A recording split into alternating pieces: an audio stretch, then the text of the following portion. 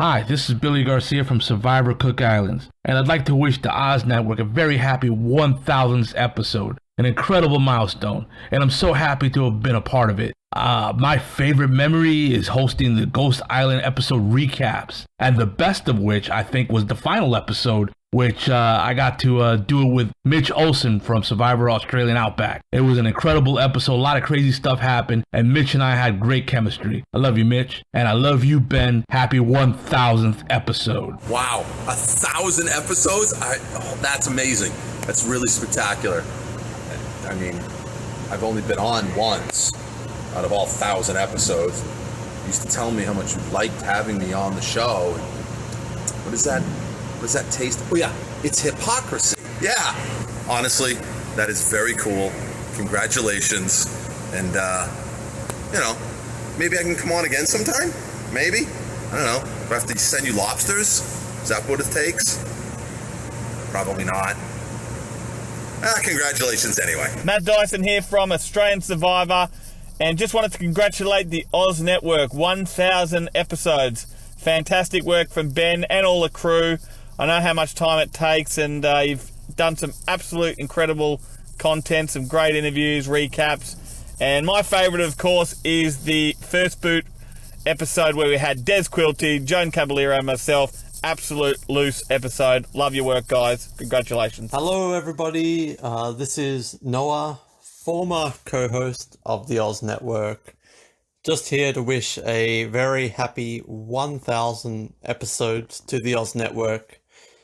Can you believe that we've made it 1,000 episodes without being cancelled? Because I certainly cannot. Let's hope we can get at least 100 more before that looming cancellation comes. But congratulations to 1,000 episodes. My personal favourite episode, if you can get to it, is the Lost Season 3 finale, I think, where me sitting in my little tiny house here seems to be invaded by a horde of cats who are very excited. So if you can get around to listening to that, you can see a very funny moment of that incident. Anyway, congrats on the 1,000th. And I look forward to coming back on soon to finish those lost episodes or something like that. Anyway. Hi everyone, this is Nick from the Oz Network. I want to wish the Oz Network a happy 1000th episode. It's been awesome and a pleasure to be a part of this. If there's one memory that I really remember from my time here, it's going up to the Survivor New Zealand premiere, getting to meet Matt the Man Chisholm in person, shake his hand, and none of that would have happened if it wasn't for the Oz Network. So I'm really thankful for that opportunity, and all the best for the future.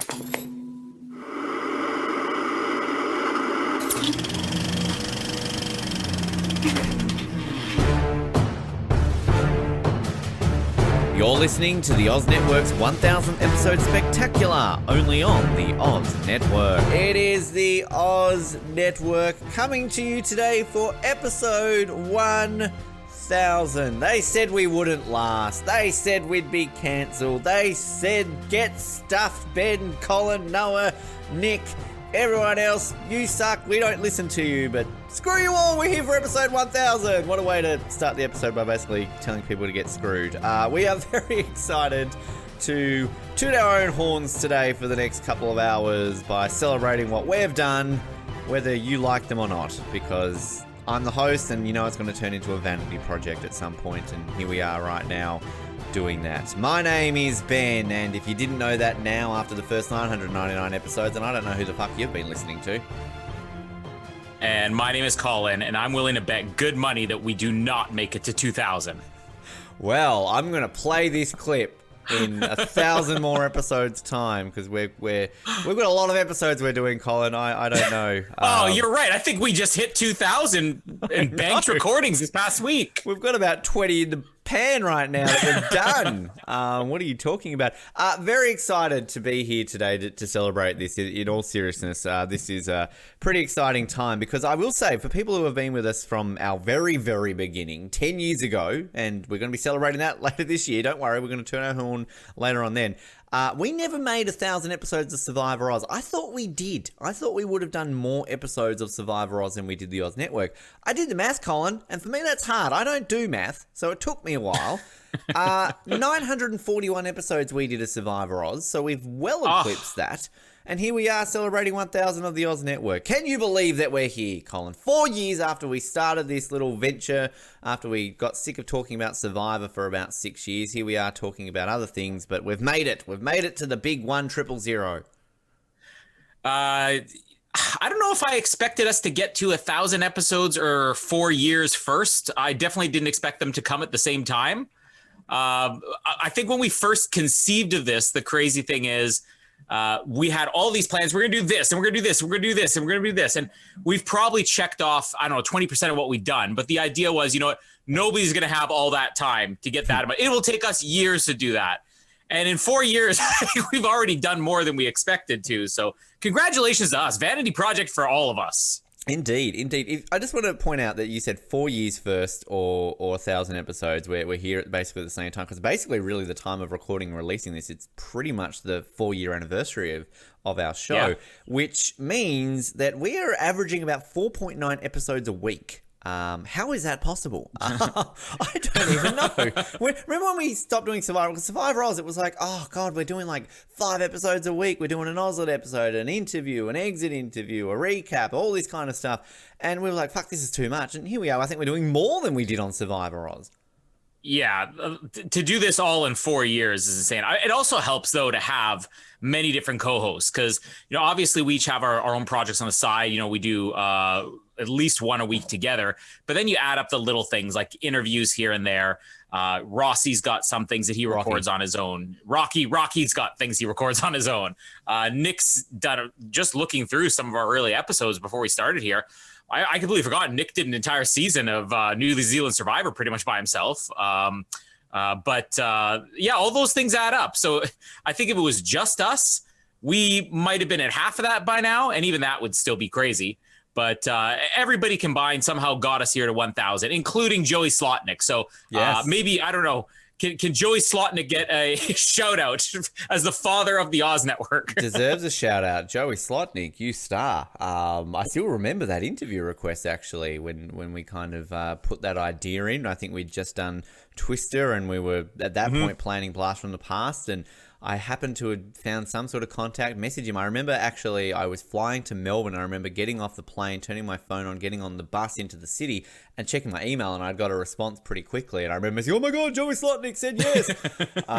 So we were pretty excited. A lot's changed since we've started though too. I mean, you've had like 500 kids. I've been engaged and married about 8 times and lived in about 17 different countries. So, we've developed as people. We've had one co-host as well as ventured to another country, turned slightly racist and still can't get a date, which is good for him. I think the rest of our co-hosts have just remained in the same place, really, haven't they? So, no change for them. But do you remember us talking about this idea and kind of how it came up for this? Because I've got some memories around it. I'd love to hear your memories around this, I guess, concept that we decided to go from a show all about Survivor to a show all about different shows. Yeah, we had sort of, between me, you, Noah, and Nick, we'd all sort of talked about it just in different groupings for quite a while.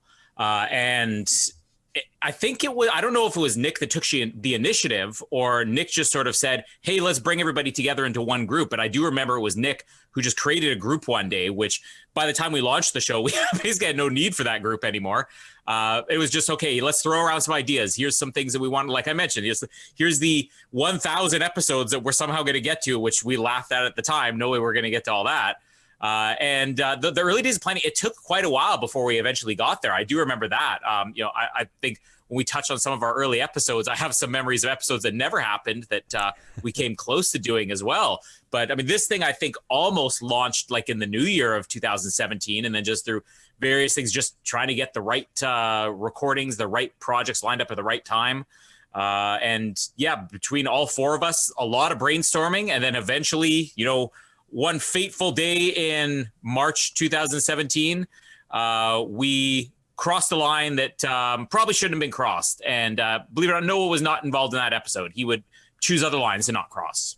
Yeah, the good old days of when Noah just wasn't as bad as he was today, and we banned him basically from being. I know we just heard from him in the beginning of this this episode, but I vividly remember I'd gone to New Zealand. I was staying with Nick. I sort of was spending about 10 days with him, and we'd done a lot of traveling around the North Island where he lives, and kind of gone for some road trips. And we just got talking on one of these road trips one day about a podcast that he listened to, and kind of that he sort of was interested in kind of bringing back what we had done, because I guess we were sort of on hiatus, or really Survivor Oz had basically all but ended. I think, I'd sort of pulled the pin on it. I think, a bunch of you guys are still sort of loosely continuing it on, but I felt a bit irresponsible that I wasn't contributing, and I didn't want you guys to, I guess, have a whole bunch of things that you were doing, because at that point it was a lot less collaborative than we are now, in terms of it was kind of, I guess, my show in a point that I was doing a lot of the lifting and sort of getting a lot of great help from you guys, but I felt more of a responsibility back then and didn't feel, okay with you guys doing a bunch of shit. Now I don't give a fuck. You guys can do all the work. It's great. I can have a couple of days off every now and then. But, and talking to Nick about this and sort of really getting excited about this prospect of doing a show where we would cover different movies and TV shows. And for example, in that card, Nick and I got talking about Nip Tuck, and that's kind of how that idea was born.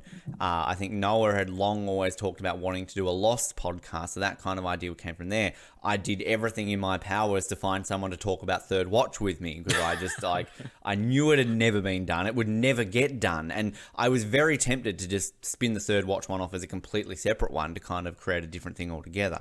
So it kind of came from there, and I think that was at the end of 2016, and kind of there was things happening in my personal life that kind of I had to get in order, and then eventually, as you said, sort of at the beginning of 2017, it was kind of let's get the squad together, and going back to that collaborative approach, it was always sort of a thing where it was far removed from a little stupid show about Survivor that I just happened to start up, a few years beforehand. This is more of okay, let's all get together and let's all have this together. So it was yourself, me, Noah, and Nick, obviously, at the beginning, who the 4 OGs, essentially, I always like to say. And all jokes aside, we know Noah and Nick don't obviously appear a lot more on this show.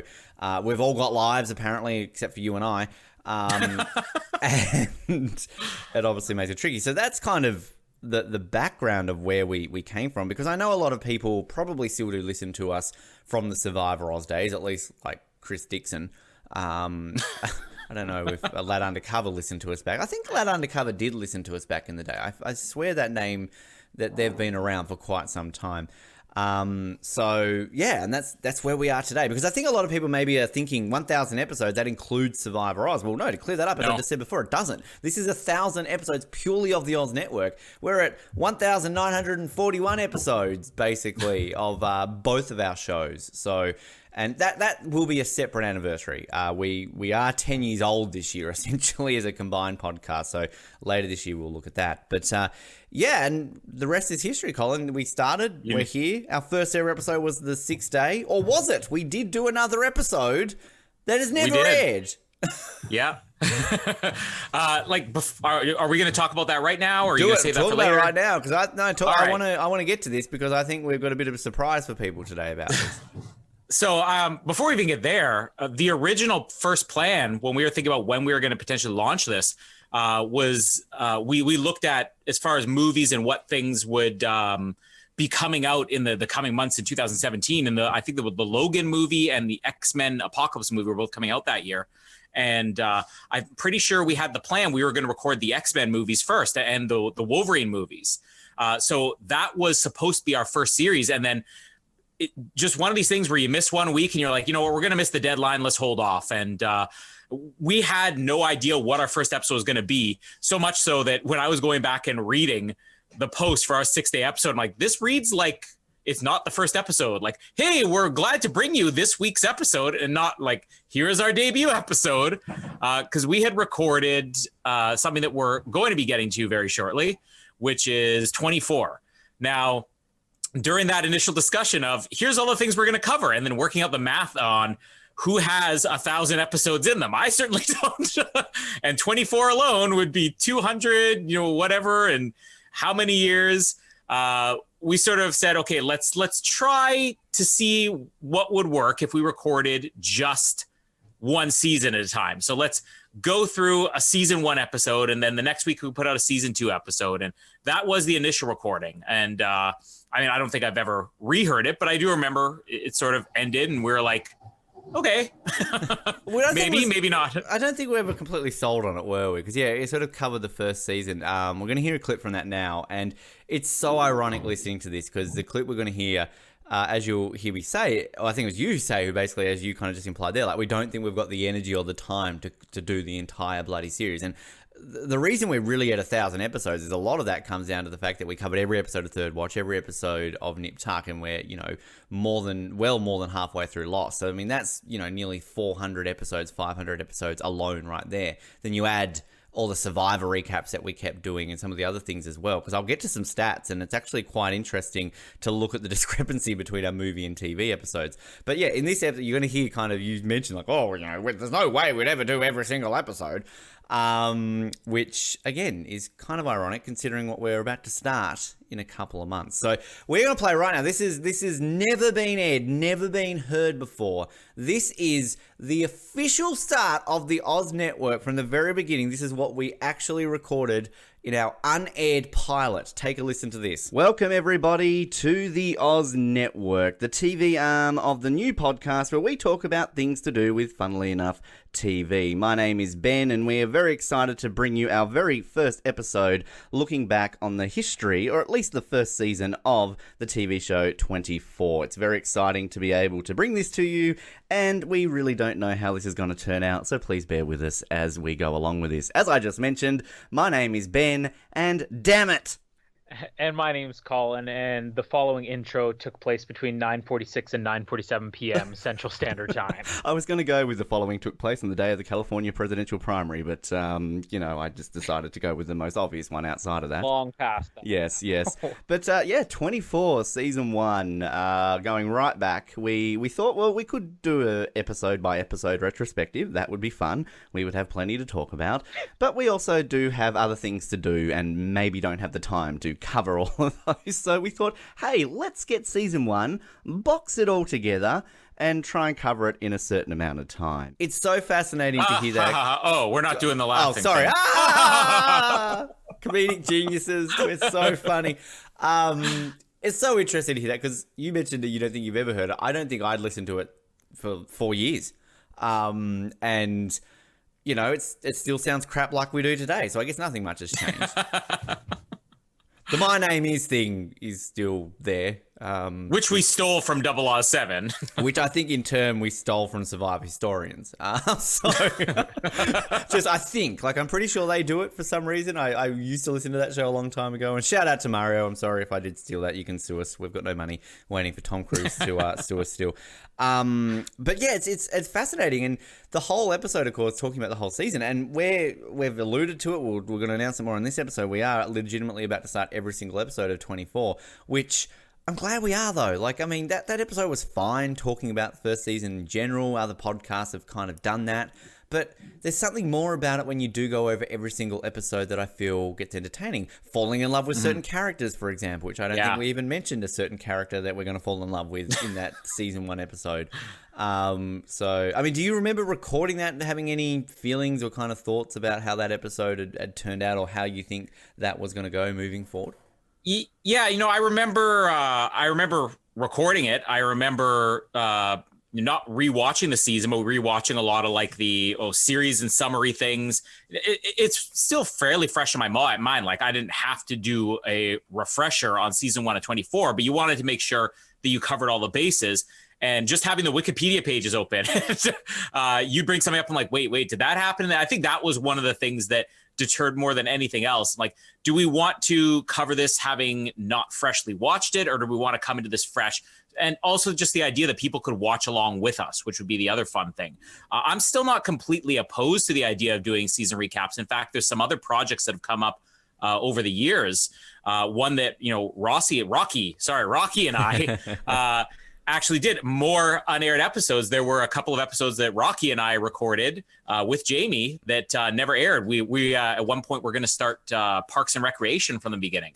And we recorded the first 2 episodes. And ultimately, we didn't end up going through with it because Jamie decided this is too much work. Sounds kind of unsurprising there.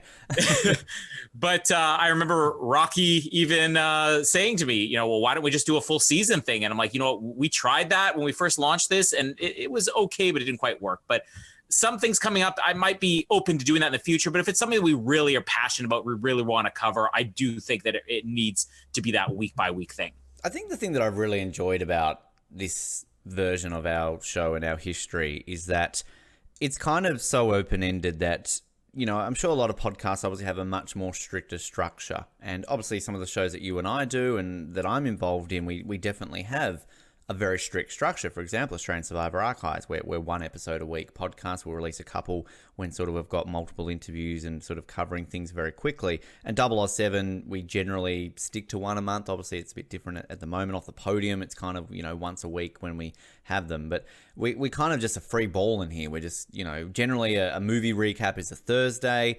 Back when we were sort of doing regular TV shows, it was sort of Mondays were, I think, Third Watch, Tuesday, Nip Tuck, Wednesday, Lost, kind of things like that would have that structure. But often is the case if we're doing a movie review, we just drop it when we do it, and then if you're doing a Total Drama Island, you'd have it certain ones, but then you just kind of drop it. We've got an interview, we'll just drop it on a certain day. And from our perspective, we like doing that because, you can have a week where we're basically an episode a week minimum, but, they will have a week where you might have 5 different podcasts and probably realize for you, the listener right now, you're probably like, fuck you guys, I can't keep up. Like, I can't listen to 5 3-hour episodes a single week. As if anybody out there is that desperate to listen to us 5 days a week. I listen to us, Colin. I take pride in my work. Chris Dixon does. Chris Dixon, Lad Undercover. I'm sure remember Rat back in the day of Survivor Oz? Noah when he's drunk. Exactly. But it's kind of that free, and like I guess our main goal that we do every year, our main structure and schedule is these are the months we're doing for movies. We aim to do 4 a month, and we generally relate that around, of course, a blockbuster that's coming out or something fun. We have themes every year, such as Bad Movie Month, Anniversary Month, things like that. But then when it comes to other ones, it's quite relaxed. So obviously we've still continued to cover Survivor mainly over the years.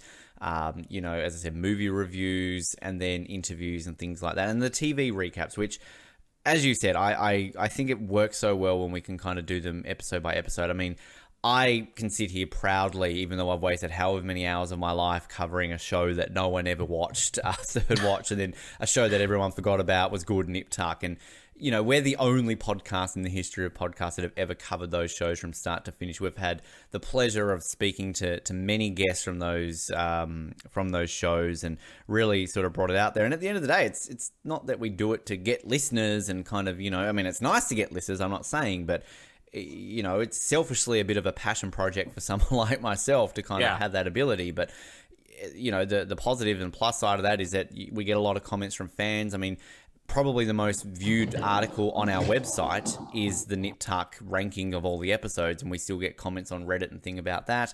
And random things will pop through from Third Watch. We obviously did the 20th anniversary. No one ever did anything about that. So things like that, which turn out to be quite good. So it's definitely a fun project to be able to do that. There's no denying there's a bit of selfishness from yourself, me, Nick, Noah, that we're doing these things really that we love, but we've got some, things coming up which maybe make us listen to you a little bit more, the listener folks, that maybe we care about what you think more so than what we just want to cover. Right? That's why we did fucking Kill Phil 1 and 2.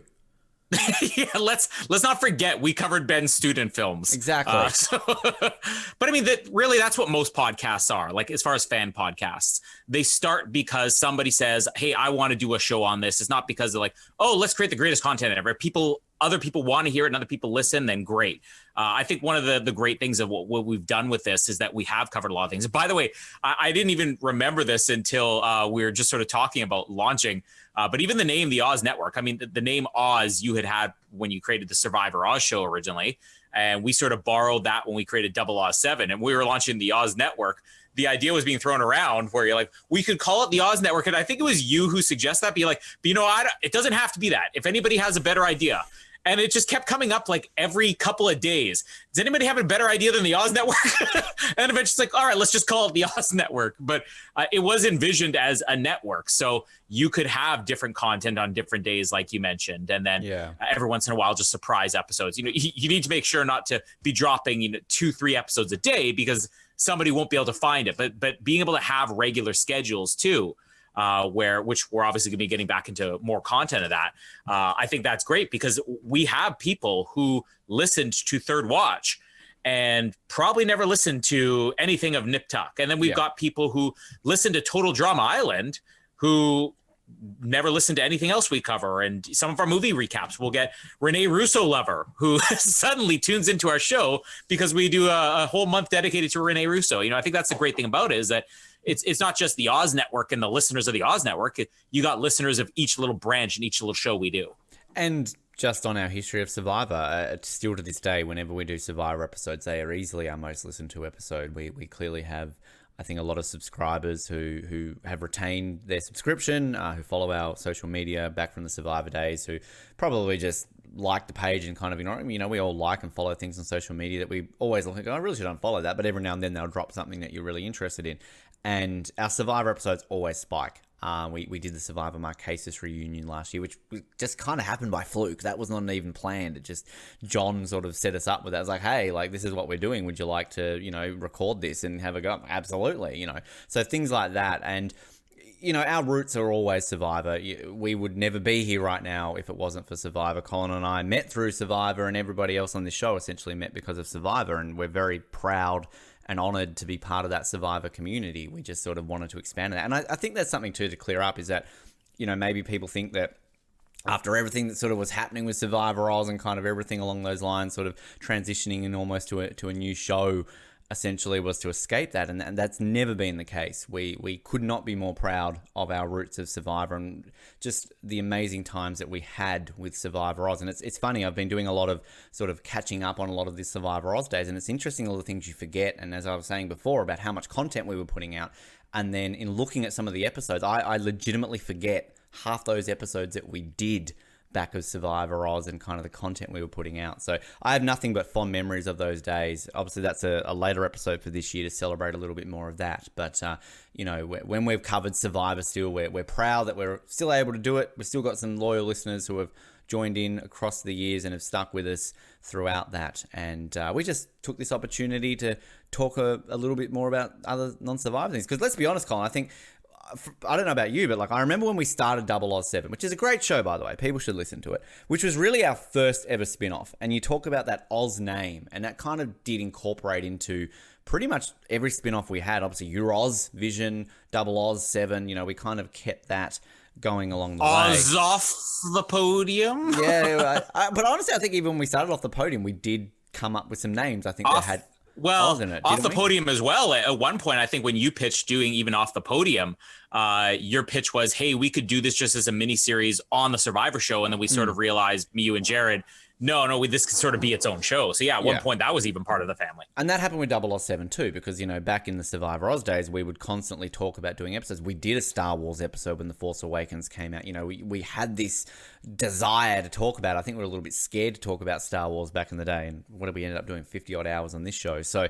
a lot of that came from that desire back then. And Double Oz 7, it really, I think when we started doing that show, because that sort of began near the end of Survivor Oz, it did sort of light a bit more of that passion that maybe was waning slightly, kind of just with some of that Survivor Oz coverage back in the day. And it was fun, it was unique, it was different, talking about something that, we hadn't been talking about for a while and everything along those lines. So this is a very long-winded way of me saying there's a whole mix of passions and excitement that came from this. And anyone who does podcasting will know that you get addicted quite easily to doing these things when you, going back to that point I said about doing things a bit selfishly for things that you love and any excuse to be able to talk about them. Because your wife and your fiance at the time, whoever I was at that month, I can't remember, they get sick of hearing you talk about it all the time. And you can't even twist their arm into getting them to listen to the show. That's the other problem. That's it. God, you think I'm down pat now with having somebody different every week. You think I'd find someone who actually listens, right? I can't even get Mallory to come on the bloody show anymore. It's always like a bloody effort. of course, that was our unaired pilot that we had, our very first episode we ever did, our official first episode that everyone back home, or not home, you could be out, I don't know why you're at home listening. It's not a requirement that you have to be home to listen to the Oz Network. Some people are homeless. They can't listen to the Oz Network, but I'm sure they do if they've got like speakers or something. I don't know. Where am I going with this? Our very first episode was the 6th day. That it was the movie. We didn't wait to the 6th day. Ben, stop over-explaining things and get to what you're saying. First aired on the 3rd, the 3rd of June. Is that right? I thought it was March. 6th of June. It was March. Yeah, March the 6th. Right, because this is this weird bloody date format you do in this part of the world. That's right. 6th of March, thank you. Which was a lot of fun, and I want to play the introduction of that episode for everyone right now. So be warned, there's a bit of swearing. I say fuck in this, which if you're offended by me saying fuck, don't listen to this bit right now. You're listening to the Oz Movies Podcast, only on the Oz Network. Hello everybody, and welcome once again to the Oz Network as you are tuned into the film arm of the Oz Network, not the actual arm because we don't have an arm of a podcast. It's a section where we talk about films, funnily enough. And today we are very excited to be talking to you about a guilty pleasure section of our podcast as we bring you a recap, our thoughts, and everything else in between on the 2000 film The 6th Day, starring Arnold Schwarzenegger. And apparently that is my worst ever version of an Arnold Schwarzenegger impersonation. The movie that absolutely bombed at the box office, the movie that was nominated for countless Razzies, and the movie that I actually quite like, which is not unusual if you know anything about my opinions. And if you're wondering who the hell I am, my name is Ben, and I hope by the end of this podcast I can clone myself so I can go fuck myself. And I'm Simpal Colin. Would you like to play with me? You know, the funniest thing is that in doing this episode right now, I'm staring at a screen of Simpal Cindy. Colin has his username picture as a picture of her. Just the look on her face. She looks like she's about to stab me, like, through the screen. She's got this scary look. I'm gonna have so much to talk on Simpal. I remember Simpal Cindy, Colin. I don't know how much you remember that, but so that was a fun episode to start with, and I think that really started our trend because I believe I talked a lot about how Arnold Schwarzenegger was actually the villain in that movie, and the villain in that movie wasn't technically bad, and that's kind of been a bit of a trope of ours that we generally defend the villains in movies and TV shows. Yeah, you know what my memories of the 6th Day is when we were throwing around all those ideas in the months leading up to launching, it was a lot of we'll cover this series, and sort of what you and I had talked about before the group of us came together to discuss this was we had all these little guilty pleasure movies that we loved that we wanted to be able to just do an episode on the 6th Day or Blast from the Past or Lost in Space, one that we've still never got around to. And we sort of just pitched the idea of, maybe we could have a weekly episode on guilty pleasures. And you even introduced that episode by saying, this is from our guilty pleasures, which again, you listen to that clip closely. It sounds like we already were supposed to have launched because I don't think we were determined this would, let's bank some episodes and put this out whenever. And this just happened to be, let's just release it as the first one. Because we didn't say that this is our first episode. We're literally the latest episode. Yeah. Listening to that, I too was a little bit, why are we implying that we've been around for like 10? This should be, yay, first episode. Woo. Yeah. And it's just like, hey, welcome back. We're here. But, just picking a random movie also, I think, was important as well for how we would get this, because we didn't have a format. Obviously, yourself, myself, and Noah's self, our three selves, were the hosts of 007, still are, no occasionally. Nick actually was one of our listeners of 007. Remember when we had listeners of 007? Those were the good days. What happened to Breen Groves? That all the listeners of 007 are going to come back now that we're plugging it on here, and they can sign up for the Patreon over at 007. But don't spend all your money on that Patreon, because there might be another Patreon that you can also spend your money on. We might hear about that later. Mm-hmm. But yeah, when we sort of formed the early discussions, Noah, myself, and you, who had hosted 007, and Nick, who had listened to it, sort of all said, the format that's used for 007, I think would work for this, but we didn't just want to duplicate the show. I mean, we want to come up with ways that were different. But when we went into recording the 6th day, it was just, let's pretend this is a 007 episode just without Noah. And you sort of discover certain things as you go through it, like, for example, the whole villain thing. Well, the villain's not really the villain. And that's not really something we ever got into on 007. So it was just sort of like by fluke that we stumbled across something that sort of became a trend in the show. Other than that, I think all the episodes that we did following that were probably more memorable overall. But I think it was just the right movie to start, because if we had started with something that was a more serious movie, it wouldn't have necessarily, it probably would have ended up in the 24 season 1 recap category. Like we said, like Schindler's List or something like that. Yeah, exactly. Yeah. But picking a movie that everybody thinks is garbage, and I honestly don't know if we could have done this even if we had picked Spider-Man as our first movie. I mean, I think we had to pick something that was so silly, and why are we covering this? Why are we talking about this? And look at all the ridiculous stuff in this movie, but we still love it. Great movie. God, we should do a redux of that. But yeah, it's interesting you mentioned that sort of 007 format, because it really has kind of stayed true. We haven't really sort of swayed too much. And the only real difference is obviously in 007 we have a little bit more of the segments at the end of the episode. But we sort of, we have segments, but we don't play silly little introductions and things like that. Which also, too, the whole buy it, rent it, bin it thing. I know we kind of wanted to have a staple way of rating the movies, and I think at the beginning wasn't it meant to be like on the shelf, off the shelf, in the bin? Like, I think that was our 24 episode. We had the on the shelf, off the shelf, in the bin. Yeah, and then it kind of turned into that, which I mean, we're stuck with. Obviously, that's what we've done the whole way through, which I mean, I find fun, and I'll have some stats around all of that too. But it's always interesting kind of hearing how these develop and everything along those lines. I will say, I've found, you mentioned the group before. We started like a group on Facebook, which we used for about a month, and then we realized, hey, we can message each other. We don't have to. Well, I think in fairness, we said at the time, let's start a group, because messengers get annoying. When you're in a group message and maybe you're not as into it as other people, it does get annoying. I feel so sorry for Noah in our Euros Vision chat. Like, I think he's still in it, and he hasn't been on Euros Vision, I think, since 2015. So, Noah, if you're listening to this, just leave the Euros Vision chat. It's all right. Jared, I, and Alex can handle that. It's all good. You are relieved. But it's just interesting reading some of these, like some of our chats talking about, the name and things like that, talking about the TV series that we maybe want to cover, and sort of even here talking about like, I don't think covering every single episode will work. So... Yeah, I don't know if you've sort of gone back and read through that at all.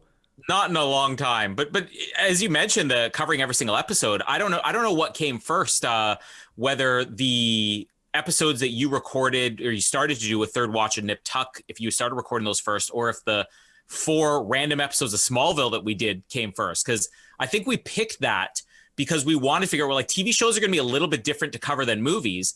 So we picked, like, let's do 4 random episodes of Smallville to cover, and we'll sort of figure out what the format's going to be. Which I think that was the whole reason behind doing it, is that we want to figure out what's different with covering TV shows. Yeah, it's a good point. I don't actually remember. I want to say, like, I mean, I feel Nip Tuck was sort of one of these ones that was kind of from the ground as soon as we started, because as I said, I remember talking to Nick about that and got very excited about the prospect of covering Nip Tuck. So I feel that was always there. And Lost too, with Noah. Mm-hmm. That was always one there. So I think the Third Watch one, just as I said, came about because I was desperate to cover it. And, even with Third Watch being sort of such a small show that only a very small group of people still even remember, that the fan community is not massive online. So there's like one group on Facebook which kind of has a bit of talking. So I'd actually posted in that, I think, around about when we first, toyed with this idea, and no one really replied. No one even sort of gave attention to it. So, fuck, well, that's, great. No one wants a podcast. And then I tried again a couple of months ago, and I had a couple of nibbles. And then eventually we got Brandy, and then eventually led to Darvell. So, I mean, I just leaped that opportunity. So maybe as soon as I got that opportunity, I'm like, okay, well, let's do Nip Tuck and Lost. I honestly can't remember how that all came about. But I do know going into each of those that was obviously planned as an episode by episode. We never did a backdoor, like, let's just talk about the entire season. That was purely done on that basis. So might have come up. I feel, I want to say, if I had to answer, I feel Smallville came after we'd started those. I think Smallville, I'm pretty sure that Smallville, we decided just spur of the moment to do it. But I think that the episode, it was like before you had started recording the other ones, and we recorded just like, again, a pilot. My favorite memory about those Smallville random recaps, which I think were the first TV ones we put out, was that Rossi had messaged me. Now at this point, Rocky. we had sort of sorry, it's so hard. Come on. But when we first launched, the idea was we want to keep this group small, but we are going to need, if we're going to cover this much stuff, we're going to need some extra people on the side. Like you said, you're going to need somebody to do Third Watch with you. If we're going to do Survivor, we're going to need a few people. We didn't want it to be too big. And we just sort of said, okay, put some feelers out there if anybody's interested in doing this. And I had done a lot of recording with both Rocky and Jared and Kristen over on Survivor Oz. And I remember messaging Rocky before we launched and said, hey, not just sort of a loose thing. Hey, if you're ever interested, we're looking for some people to maybe do some projects with. And he never responded to me. And the next time I think Rocky messaged me was after we did the Smallville random recap. And he messaged me saying, whose stupid idea was it to do a random episode of a random TV show? And I said, that was mine. It's just so we could work out a format. And then he's like, I think it's a terrible idea. And lo and behold, Rossi debuted on the Oz Network by coming to me saying, can we do a couple of random episodes? And that basically became our thing, our side project, where every single week we would just pick, I'm going to pick this one, you're going to pick this one. No format, no one episode, just pick whatever you want week by week. And that kind of fell the wayside a little bit, that random one. But no, when Total Drama Island started, once we found a project we were going to cover every single week. But it's something that I always would love to go back to, and we still kind of throw ideas around. We can cover this.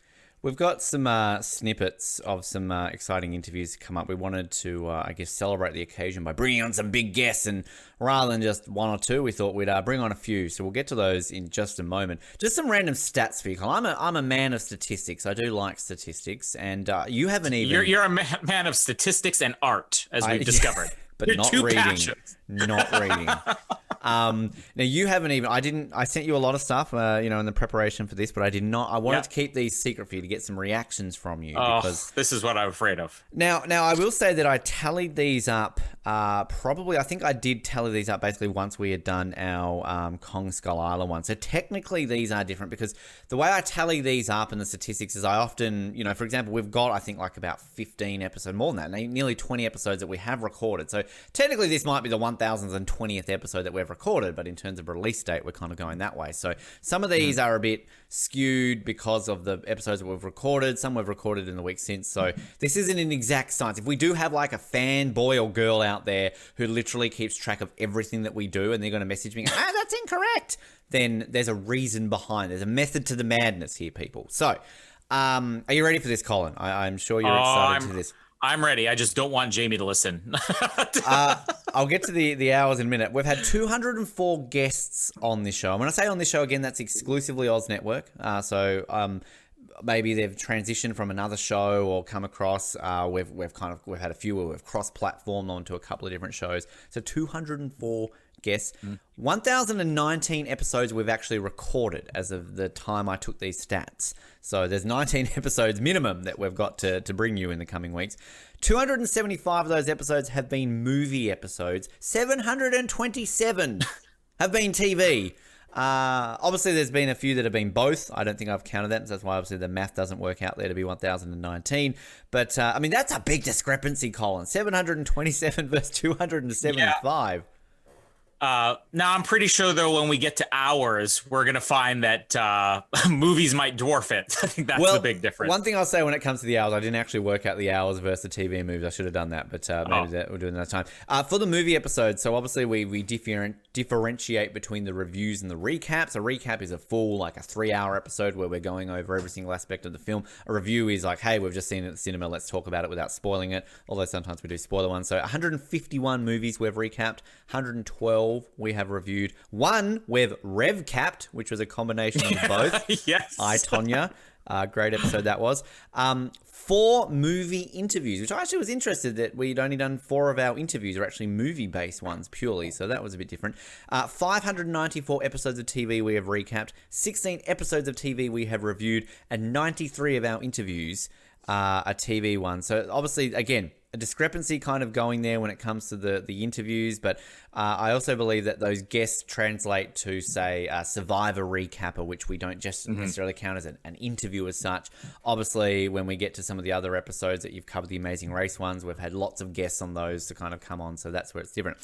If you were to listen to every single episode of the Oz Network, if you were to start right now and go from point A to point B, it would take you 1,303.4 hours to listen to them all that, which is 78,204 minutes. That would take you 1.3 months, 7.7 weeks, or 54.2 days to listen from one to the other. And on terms of the episode hours ourselves, I'm going to work my way up from the bottom to the top here, okay? Just to point out, we've had 14 official co-hosts of this show. And when I say co-host, you got to earn your status. Like, we've had guests that have been on the show about 10 or 12 times. They've not got their co-host hat.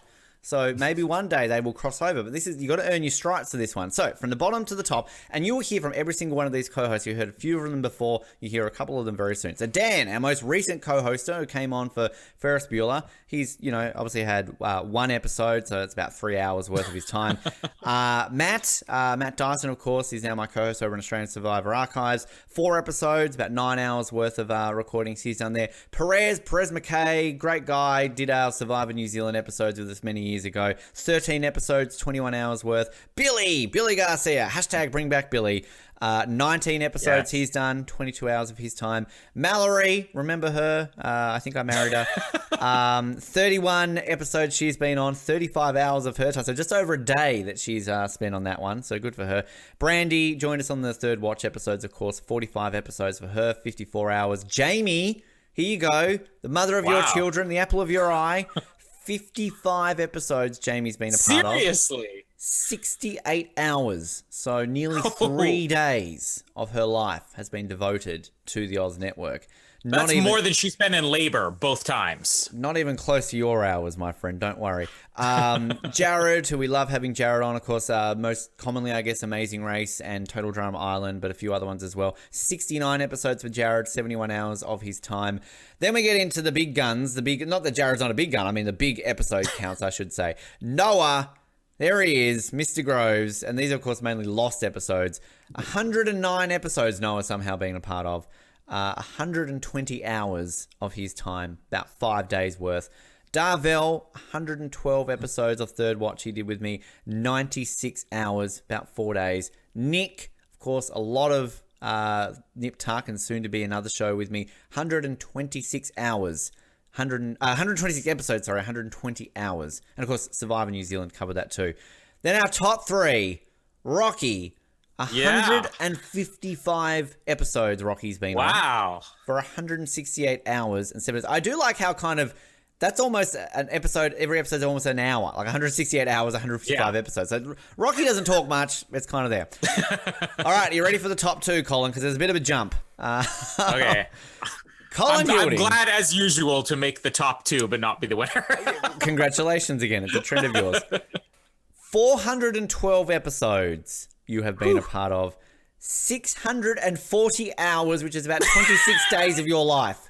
Nearly a month of your life sitting on this. Please. Just recording with me. This is why I said we will not hit at least I will not hit 2,000. Jamie hears this, then this show is over. Well, if Mallory hears this one, because I've nearly doubled your total, Colin Hilding. 793 episodes for 1,085 hours, 45 days of my life. I have sit here recording and talking. And that's just this show, people. We've got 2 or 3 others. And yeah, exactly. So there you go. So in terms of guests, so Kyle and Brian, who joined you a lot on The Amazing Race, if I'm not mistaken. So RuPaul's Drag Race. RuPaul, sorry, yes. 12 and 10 respectively.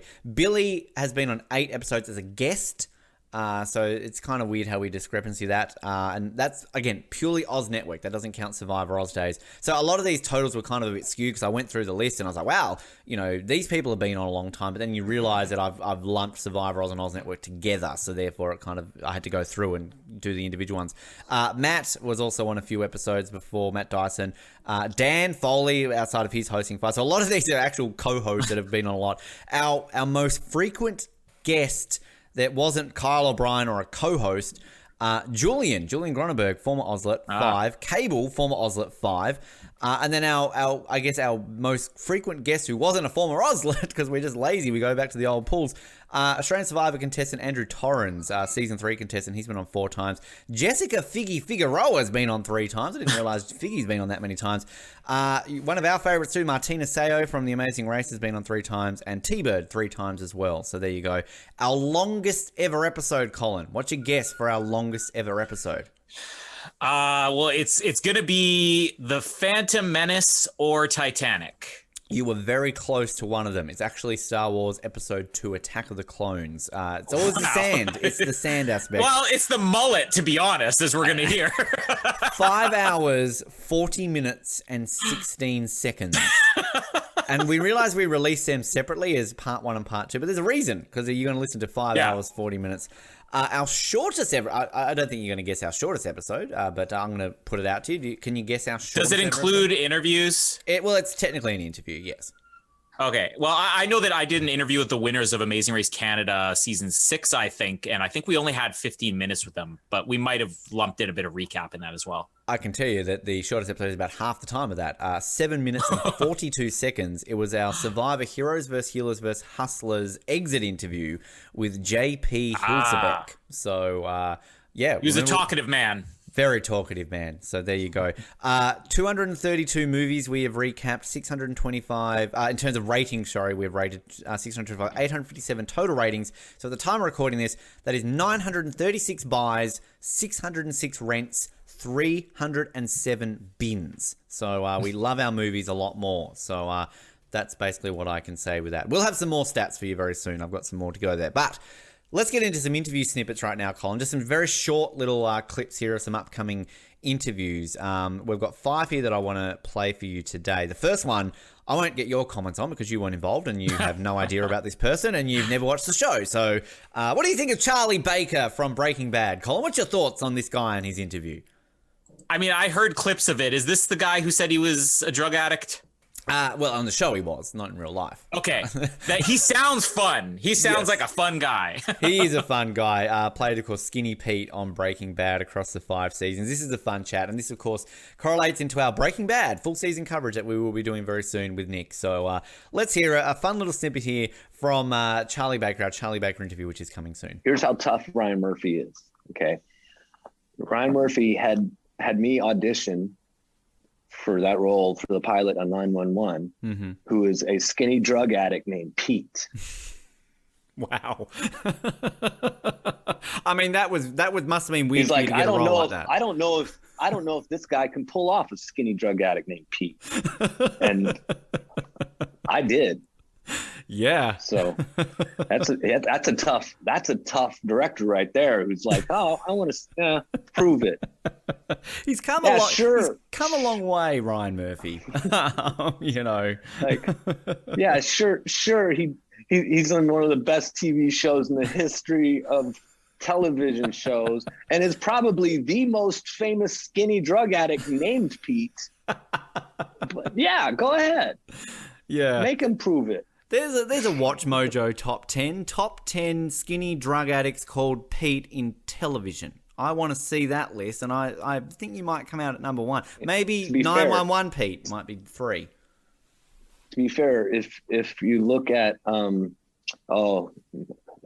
almost had the name of a movie. There's another skinny Pete.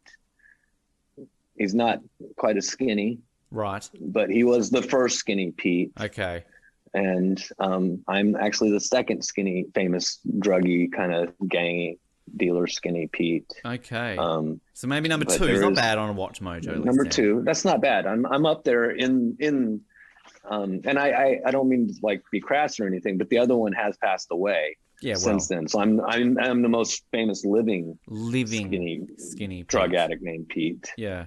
So there's that. Yeah, there's that. Always need to tie in Ryan Murphy somewhere to anything. And of course, you did see Charlie Baker on that 911 pilot episode when we did record that a while ago. Leslie Hope, Colin, talk up this Leslie Hope snippet and interview that we've got coming up for you.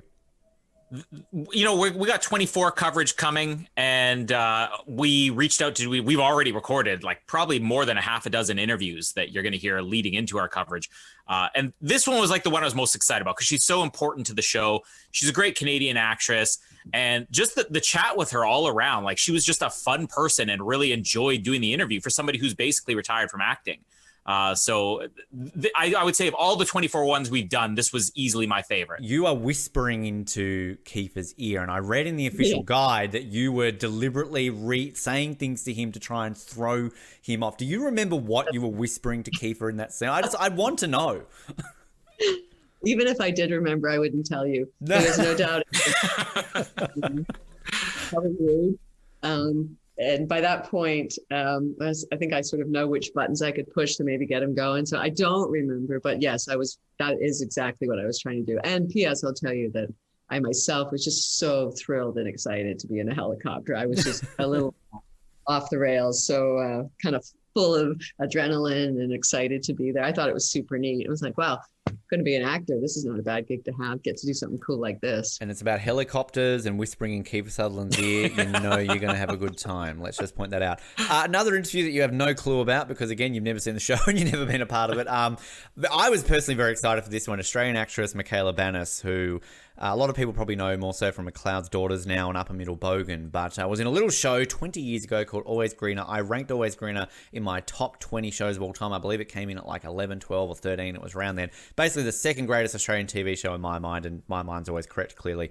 And we've got a couple of Always Greener interviews coming up because we're actually, I want to say me, let's be honest, want to do a sort of a 20th anniversary reunion episode later this year to celebrate it because no one will celebrate Always Greener, and this was a great show. So here is a little bit of a snippet from the chat that we have upcoming with Michaela Banis. Do you know what? I actually thought, I get to be cool.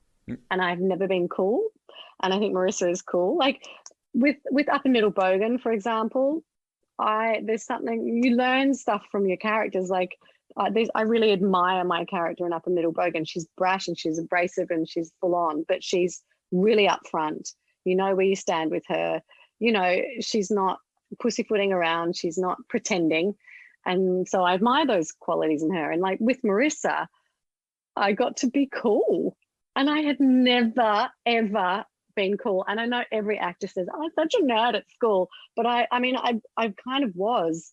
I was a clown. Like I was a total, chatterbox clown. I wasn't like a total dork, but I was not cool. And so I was like, oh my God, I get to be cool. Like the little teenager in me was like, yes, I'm in the cool group. And that's how I felt about her because she had that fashion thing going on and she was sassy and, it was so exciting. Very great chat there. And of course, I will say for Australian fans of the TV show Round the Twist, which is a great kids show, she was in that before Always Greener. So we talk a little bit about being around the twist. Aaron Schwartz. Talk up Aaron Schwartz here, Colin. Who is Aaron Schwartz? Who is this guy? Who is he? Aaron Schwartz, you would recognize him from multiple movies you probably watched as a kid if you're of our age group. You'd most well known for him from the Mighty Ducks, the first Mighty Ducks movie where he played Carp, who I think as we did this interview, we sort of realized was almost sort of one of the lead characters, or they're almost alluding towards him being the star of the movie at the beginning. I mean, this felt like it was his movie a lot. And I can't even begin to tell you how excited I got leading up to this. One of these things where you do an interview and sometimes you're like, oh, we got this interview, whatever. It's not like I was like, oh, one day I'll interview Aaron Schwartz from the Mighty Ducks. But then when you realize we're about to talk to one of the Mighty Ducks and you remember watching this movie as a kid and everything, you just get so pumped about it. And let's just tease it now too. I mean, this is leading in towards us covering the whole Mighty Ducks trilogy in a couple of weeks. And I could not be more excited after hearing him talk about it. How do you put yourself back into that mind of Carp now? Do you legitimately think he's gone off and found himself? And, I mean, you look vastly different to when you were 11. So no, that's actually a good question. And I've never been asked that question. Ding. There it is. Ding, there we go. You win the 1002. You win the prize. Fantastic. I honestly, it depends on what Brill writes.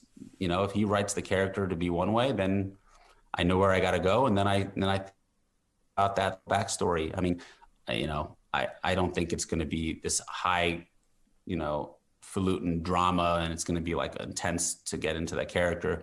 It depends on how Steve, turns the tide with carp. And it was a great chat, as you heard that great little snippet there coming from about the development of the carp character, and a bit of juicy news in that interview too about possible inclusion of... I'm sure Disney will sue us for now that we've released that. If it's not Tom Cruise, it's Disney. Bring it on. But no, like the fact that we get to cover the fucking Mighty Ducks movies, holy crap. Yeah.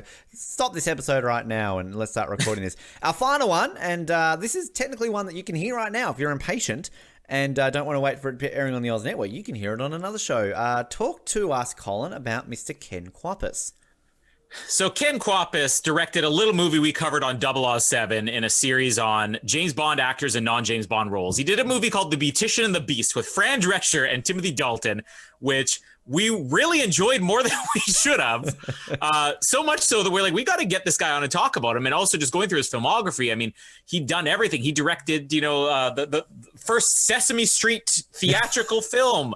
He's done tons of work. I mean, he basically created or helped to create what became The Office, the American TV show The Office. And this was like a pick your brain with a really entertaining guy interview. There's one other memory from that recording session was that we needed to record the Communist Internationale, which is sung during a sequence when Timothy Dalton gives Fran a tour of a factory. Mm-hmm. And you hear on the soundtrack, the Communist Internationale. Well, our production manager rounded up as many Russian nationals that he could find in London, and we herded them all into this studio and tried to record the Communist Internationale, and they were terrible. There was it was the sorriest group of people singing you've ever heard. And finally, I didn't know what to do, and we had to get a recording of it. Somebody said, "Well, what we need to do is bring in some vodka," and so literally we sent PAs out to bring in bottles and bottles and bottles and bottles of vodka with all these glasses. And we basically plied these poor people with, well, they weren't complaining, obviously, but we got washed. And we all, I just remember the guy on the talkback mic in the recording booth saying, "Whatever you do not throw your glasses against the wall." And finally, after they had consumed a healthy amount of vodka, we got a really, really spirited take. Wow. I can imagine. No Russian stereotypes living up to there at all. Like, just get them vodka, they'll work fine. Wow, that is a very important memory. That's Colin. You and I should try that for now on when we're recording. Like we're putting shit episodes out. Get some vodka into us. We'll probably be fine. Absolutely great clip there. And as I said, if you do get impatient and you want to hear that one, you can actually hear that over on 007 right now. But there's just a little teaser of some episodes that we've got coming up. We'll go through some other guests that we've got coming up soon as well, and even ones that at the time of recording this we haven't actually done yet, but we've got some very exciting ones coming your way.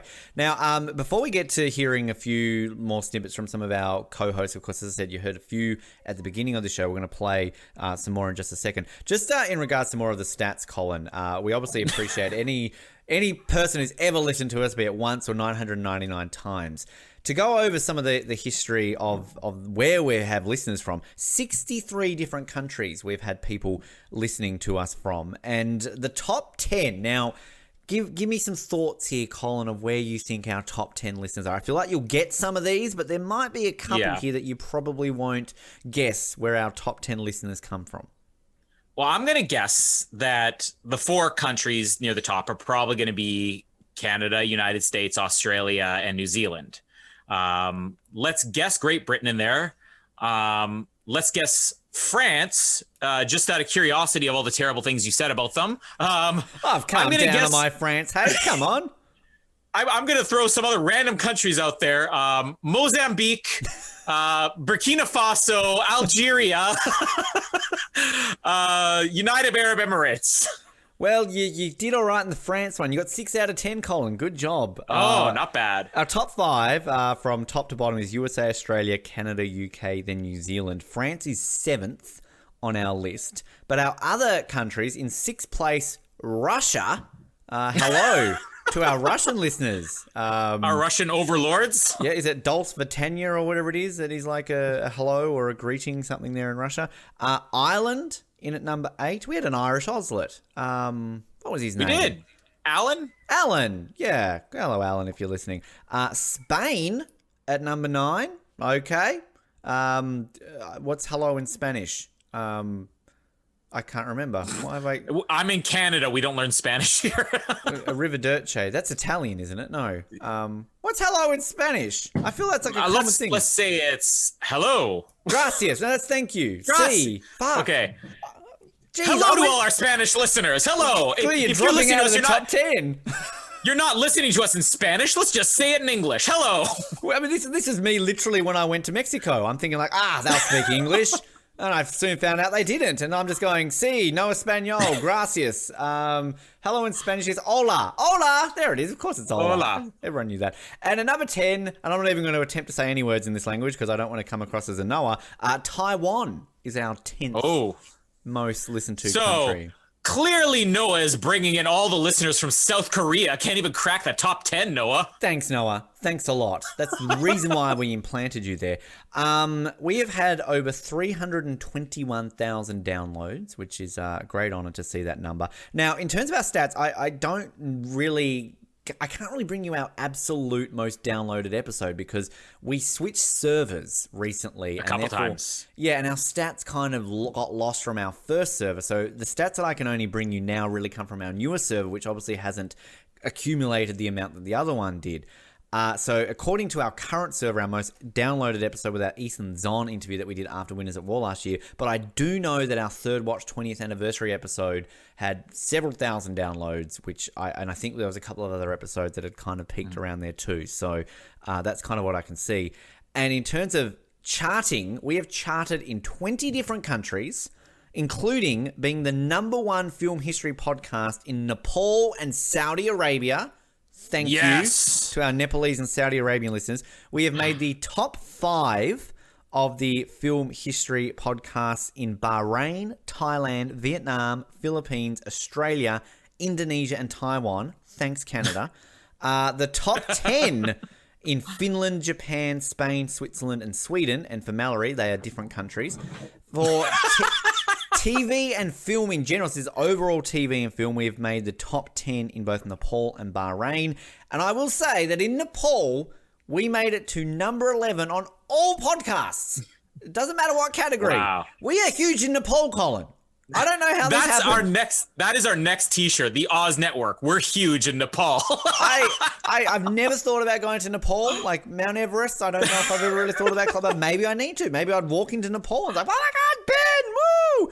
So, yeah. You know what? We will give away a free t-shirt to one of our Nepalese listeners if you can actually, let's just say, I don't know.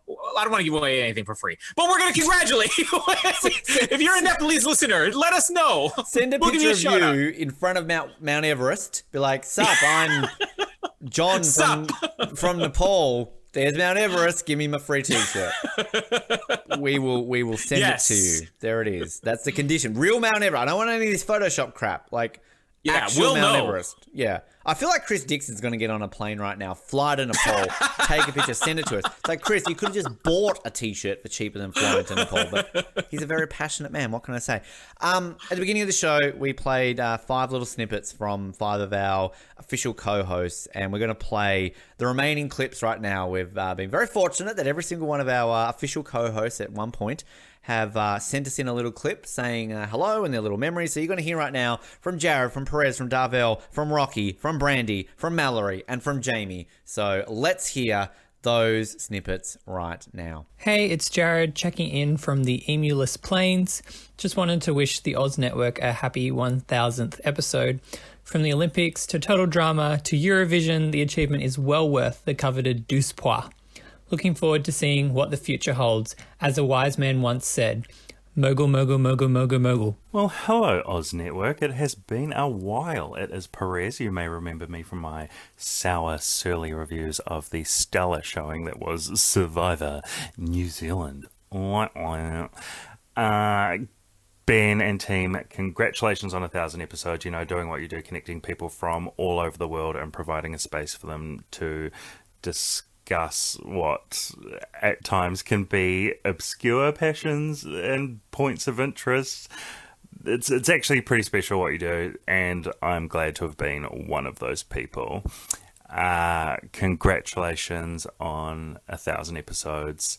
Thank you for letting me be a part of it, and I'm looking forward to the next 1,000. Keep doing what you're doing, Ben. You guys are awesome. Hi, my name's Darvell Stewart, and I co-hosted the Third Watch series recaps with Ben, and for a time with our other co-host, Miss Brandy Whitfield. Shout out to her. Congratulations on the 1,000th episode, by the way. That's awesome. If I had to pick a favorite memory from my time on the Oz Network podcast, I would have to say that it was when Ben, Brandy, and I were recapping the series finale of Third Watch, and one of the characters had died by blowing herself up. And Brandy was talking about how she loved the character, and Ben said something like, I'm sure there are lots of bits of her to love scattered all over New York City. And I lost it. Such awesome, awesome times. Well, congratulations again on the 1,000th episode, and here's to 1,000 more. I think we can get there. Hey there, it's Rossi, and I'm just super excited to be a part of this milestone episode and to be here to celebrate 1,000 episodes of the Oz Network. I am a bit proud / confused and concerned and shocked that we even made it to 1,000 episodes and I somehow survived all of it. Throughout these 1,000 or so episodes, there have been so many memorable moments and just many series that I've been so excited to cover. Mostly just anything that I exposed Colin to from the deep recesses of my childhood or whatever, getting him to react to, some of my favorites like Clue and getting him to watch Drag Race or recap Total Drama Island, just kind of exposing him to whatever I can think of at that point. So, well, we made it to 1,000 without getting shut down. So here's hoping for 2,000. Hey, this is Brandy, and congrats on making 1,000 episodes. I would like to say my favorite part of being on the podcast for the Third Watch recaps was just being able to see how amazing the show was again, and also just seeing a different perspective than what I used to have of the show. And it's just really cool to know like a show like that can be around for another 30 years and still make an impact. And I think that was my favorite part, and also just getting to meet you through the internet, and also Darvell as well. So that was my favorite part. And again, congrats on making 1,000 episodes, and here's 2 more. Hi everyone, this is Mallory. Happy 1,000th. You guys are doing great, and I'll be around sometime in the future, I'm sure. I think my favorite memory was probably doing Grease and singing Brescia, Brescia, Brescia in Jamie and Colin's living room, or maybe the White Christmas episode, because I just love that movie, and I will always remind you of the guinea pigs, don't worry. All the best. Have a great next 1,000. Hey guys, my name's Jamie, and Colin has informed me that they have hit 1,000 episodes now for their show, which is great. And, sometimes he asks me to be on the show too, although I really don't know why, because I'm pretty inappropriate and probably give him lots of edit points. But apparently I'm funny to listen to, and they keep coming back and asking for more. So I don't know if, I'm actually cool or if there's something wrong with them, but I keep coming back to do more. My favorite moment of the show, any episode, doesn't matter what the topic is talking about hot shirtless men. Colin laughs about that and teases me, of course, but you know what? I know what I like, and I'm not afraid to talk about it. Keanu Reeves and Henry Cavill definitely are my top 2. Of course, Colin is number 1. He's the hottest man in the world to me, and I am so lucky to be married to him. You've probably also heard about our 3 crazy children that we have, and me recording very close to giving labor to the twins, which is painful to listen to, how uncomfortable I was there. But, it's just these moments of our life that we can share with you guys. And I just wanted to say thank you for your support. Thank you for listening. Thank you just for engaging and always being interesting. And hope to see you guys in more episodes in the future. Thanks. Okay, bye. Good times, Colin. What a bunch good- of memories. To quote Jack Nicholson, good times, noodle salad. That's what Jamie said, wasn't it? Possibly. Oh, that made the recording? I thought I pressed stop by then. Yeah, turn it off, Colin. Turn it off. One thing we wanted to share as well is some of our favorite memories, some of our favorite moments, and we've selected 10 of our best moments that because we're toting our own horn again. These are what we think are our best moments. But we sort of got together, we discussed a bunch of our favorite memories, and we came up with a list of 10 here from a variety of episodes. Now, every year we put out a best of course, and generally people would have heard these clips. And over on, I guess, I like to call it the parent show of everything I've ever done, The Brink, because that was sort of the show that I started with radio, 17 odd years ago, and kind of I put everything under the same banner. So I release a best of The Brink. I have been doing that since every year, I think since 2007 from memory. So I lump all the Oz Network best of clips in the Brink best of because we do a Brink podcast, but there's, few and far between best moments of that. So we kind of keep it under the same banner.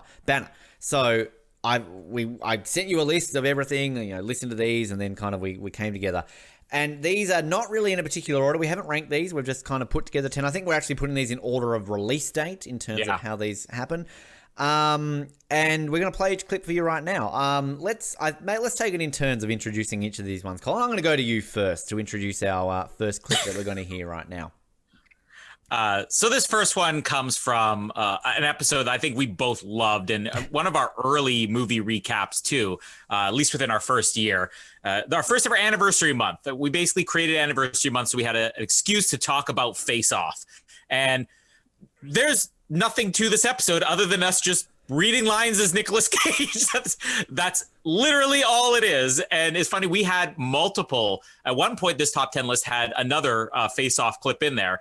But when we decided which one are we going to keep, it had to be this one because it's just hilarious. Because all you have to do is read as Nicolas Cage. This is Nicolas Cage Off from Face Off. Can't forget the one other line in the movie where they're saying what the audience should be saying is like, will someone please tell me what planet I'm on? And scene. Yeah. Face Off. Planet you're on. The bees! Not the bees! There's another part of the Wicker Man. It's like an underrated moment, but Nicolas Cage is, I don't know if his face is stung or something. Oh my God!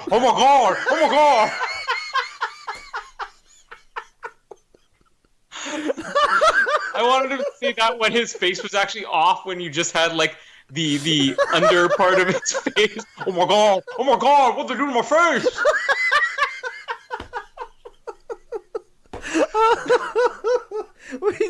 We need to like restart this episode and just do it all in cageisms. My face.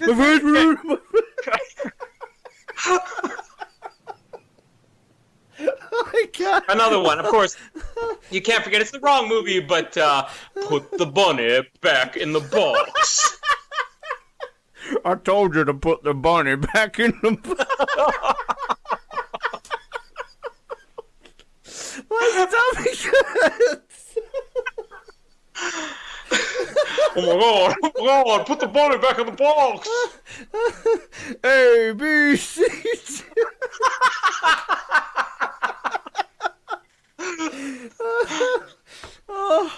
Oh my God.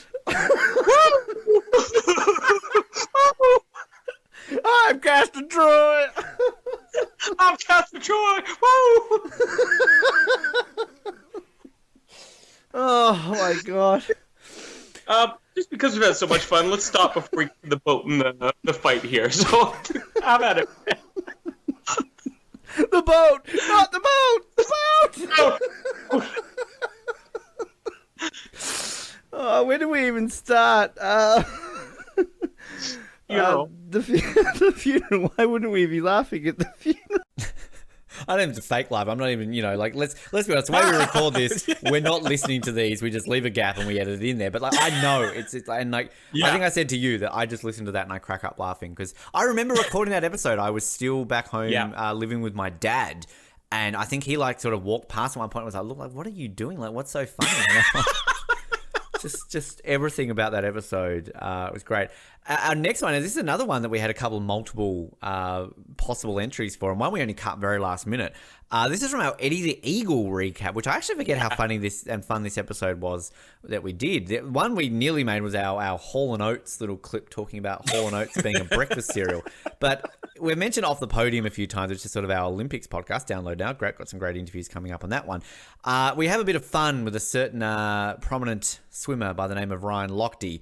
And somehow we got on the topic of Ryan Lochte and Ryan Lochte watching movies. So this is the clip of Ryan Lochte watches movies. Ryan Lochte does worse on a daily basis when he's not competing. He's watching this movie. I don't get it. Why did he get kicked off the team? That's so unfair, man. What's ski jumping? Can we just hope that NBC gets Ryan Lochte on during their coverage of the Olympics? Yes. And now to provide his insight on the ice dancing, Ryan Lochte. Yeah, so I was on Dancing with the Stars, so I know all about ice dancing. He's a man on his feet and he's a man on the skates. You can buy my book on skating. Just provide 8 to 10 years for postage. A group of Brazilians came up to me and my friends. They said, pull my finger. I'm like, no, you pull my finger. And then they held a gun to my friend's head. And they all were like, all right, we give up. And I'm like, whatever, man. You know what I can just imagine Ryan Lochte being like? I don't know if you ever watched much of How I Met Your Mother, but you know how like Barney would elaborate stories and it would just be literally a scene from another movie. And they'd be like, Barney, that's from Dirty Dancing. Or Barney, you know, that's from Weekend at Bernie's. So I can just imagine Ryan Lochte like going, so yeah, like I played like finger pulling, then like Christopher Walken walked in and talked to Hugh Jackman and then they landed the jump and and then I got taken and then like my dad Liam Neeson was on the phone saying like I will find you and I will hunt you down. Ryan, that didn't happen. It did, man. It so happened. You're a man in the sheets, you're a man on the ice. And the boat hit an iceberg and it was going down. But I wouldn't go down. I swam against the current because I'm Ryan Lochte and all, you know? She said never let go. So fuck it, man. I never let go. I'm Ryan Lochte. So I swam all those survivors back to New York. But then there was this shark. And this guy said, we're going to need a bigger boat. So I went and got a bigger boat. And I punched that shark right in the head. But then there was a tornado and all these other sharks came. Which I was fully equipped to handle because at the time I was on with a plane with snakes all over it. But then Gary Oldman came and tried to hijack it. And when Darth Vader said, I'm your father, Ryan Lochte, I'm like, no, man. I looked out the window. I was like, no, man. And then I saw Princess Leia, like Mary Poppins. She was just floating by. And this kid had a broom.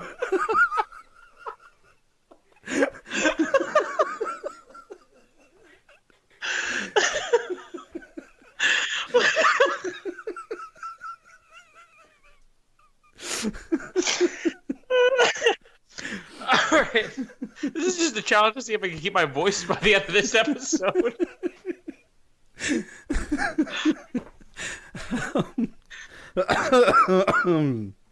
So, Christopher Walken has a book on ski jumping. He wrote this book, you know? My life in ski jumping. Now, I don't know what I don't think I've heard from Ryan Lochte since we did that episode. Maybe he's gone into hiding. Maybe he's so ashamed of us bagging him out. But anytime we've got an opportunity to talk Ryan Lochte, I'm weirdly excited. Yeah, and if you want to hear even more context, I think you can find it on our 50th episode best of from Off the Podium. We even make some references in here which make us laugh even harder just because of previous times where we've mocked Ryan Lochte. Exactly. Now, our next one, I did tease this one slightly a few minutes ago, Colin. What happened in this one? Well, you teased this a couple of minutes ago. You also teased it again very recently as hashtag GSWTC has become a thing. This has lived on several years later. This is from before we had the review of Mission Impossible Fallout, or multiple reviews of Mission Impossible Fallout. We covered all the Mission Impossible movies, which was sort of one of my passion projects. And there were, again, multiple Mission Impossible moments that we could have included in the best of. But this had to be the best because it all goes back to a certain South Park episode that you're referencing. We will say that in case anybody says, oh, this is, whatever, homophobic or whatever. We're referencing a South Park episode here and trying to get some publicity for our show by maybe getting a lawsuit handed to us. This is gay. No, it's not. Let's Tom Cruise. This is Tom Cruise is gay from Mission Impossible. Or they could have just gone the complete opposite route and just cast Philip Seymour Hoffman as a love interest because they got the chemistry. And then everybody would have finally had confirmation about the rumors about Tom Cruise for a long time. So, God, I hope he doesn't listen. We just got sued. They're going to threaten, he's going to cancel his publicity for Fallout unless we pull reruns of this podcast. Let's be honest, we'd love that. It means people would actually pay attention to us. So please, Tom Cruise, let's just say it. You're gay. Sue me. All right, cool. Move on. Hey, and come on. You know what? Philip Seymour Hoffman was coming off of playing Capote 6 months earlier. All right, coincidence? Not at all. John Travolta and Tom Cruise were hanging out together a lot on this movie. So hold on a second. Jonathan Rhys-Meyers, one of the things he was most well known for at this point, was a movie called Velvet Goldmine, where he played a fictional version of Iggy Pop who was constantly having gay sex with a fictional version of Mick Jagger or something, played by Ewan McGregor. Which, let's be honest, as soon as somebody in a movie is having gay sex, then in real life you're having gay sex. So Tom Cruise was having all the gay sex at this point. Ving Rhames and Tom Cruise having the gay sex. Billy Crudup and Tom gay sex everywhere on the Lawrence Fishburne. Take the red pill or the blue pill, whichever gets me hard, so we can have the gay sex. Like, that's all it was. Tom Cruise, sue us. Right now, we're saying it. Stop having the gay sex and sue us. Okay? There we go. Podcast made. Worldwide publicity. Tom Cruise is gay, people. He's not really. Sorry. I'm sorry, Mr. Cruise. And even if he is, there's nothing wrong with that. We're just wanting to get sued. All right? Like, that's it. We are defaming one of Hollywood's greatest actors live on air right now. We are admitting to it. Lawyers come after us. Please. I will have the gay sex with Tom Cruise and film it to prove that this is true. All right? So I can get sued. I want to get sued by Tom Cruise. That's it. Download the Oz Network.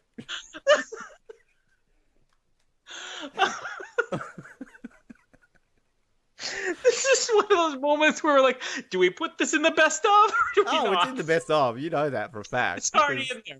You're listening to the best of right now. 6 months later, you know this, people. It's just so we could have a track on the best of called either Tom Cruise is gay or Sue Us, Tom Cruise.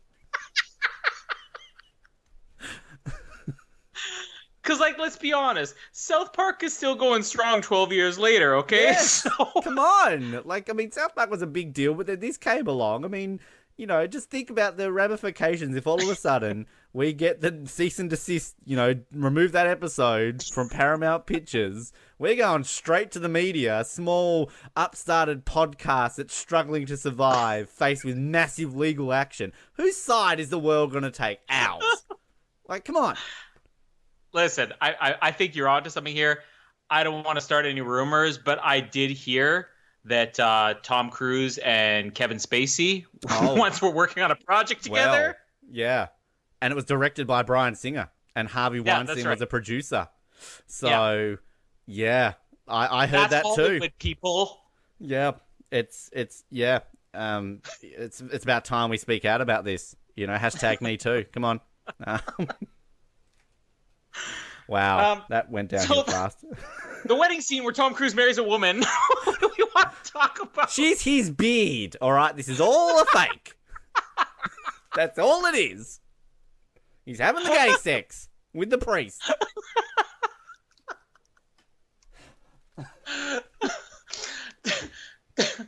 My number is 041. My address is to send all legal documents to.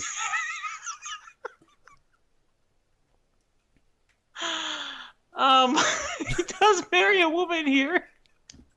A woman. Inverted commas.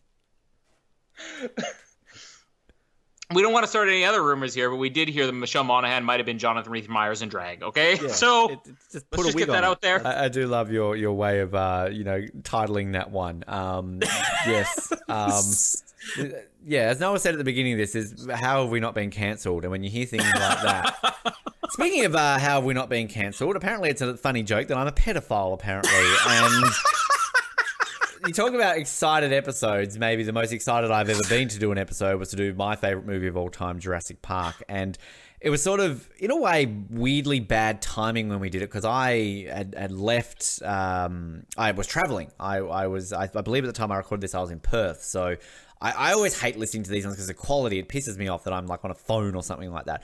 But we essentially were talking about the children characters in Jurassic Park, and I had a bit of a awkward moment talking about living with some children in that week that we were recording it, which I guess didn't really help my supposed reputation on this show. Let's take a listen to that. Maybe this is one of the reasons why I still love Grant, because I can kind of identify with those a little bit. I mean, I don't know if you're the same way. Like, maybe I wouldn't even say it's different now that I've had a baby. I'm definitely comfortable with my baby. I'm comfortable with like my nieces and nephews. But if somebody brings their kid around me, I'm like, oh, hey, there, guy. Oh, believe me, I am the same. I love my nephews. I love my niece. Love them. I've spent the last week in a house with one child that I will not comment further without risk of getting into trouble from authorities what I would like to do to it. As in, like, not in that context. No, do you want to tell us about your crush on 12-year-old Ariana Richards?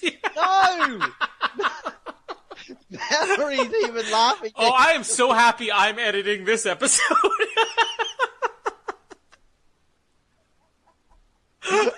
Shit. Best of moment.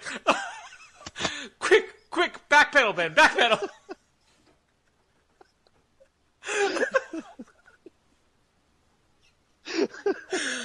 I meant murder, not it's so much better.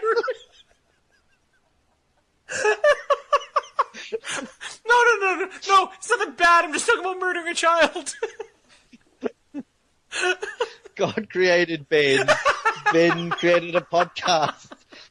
Podcast destroyed Ben. Because Ben killed a child. But it's okay. He could have done much worse.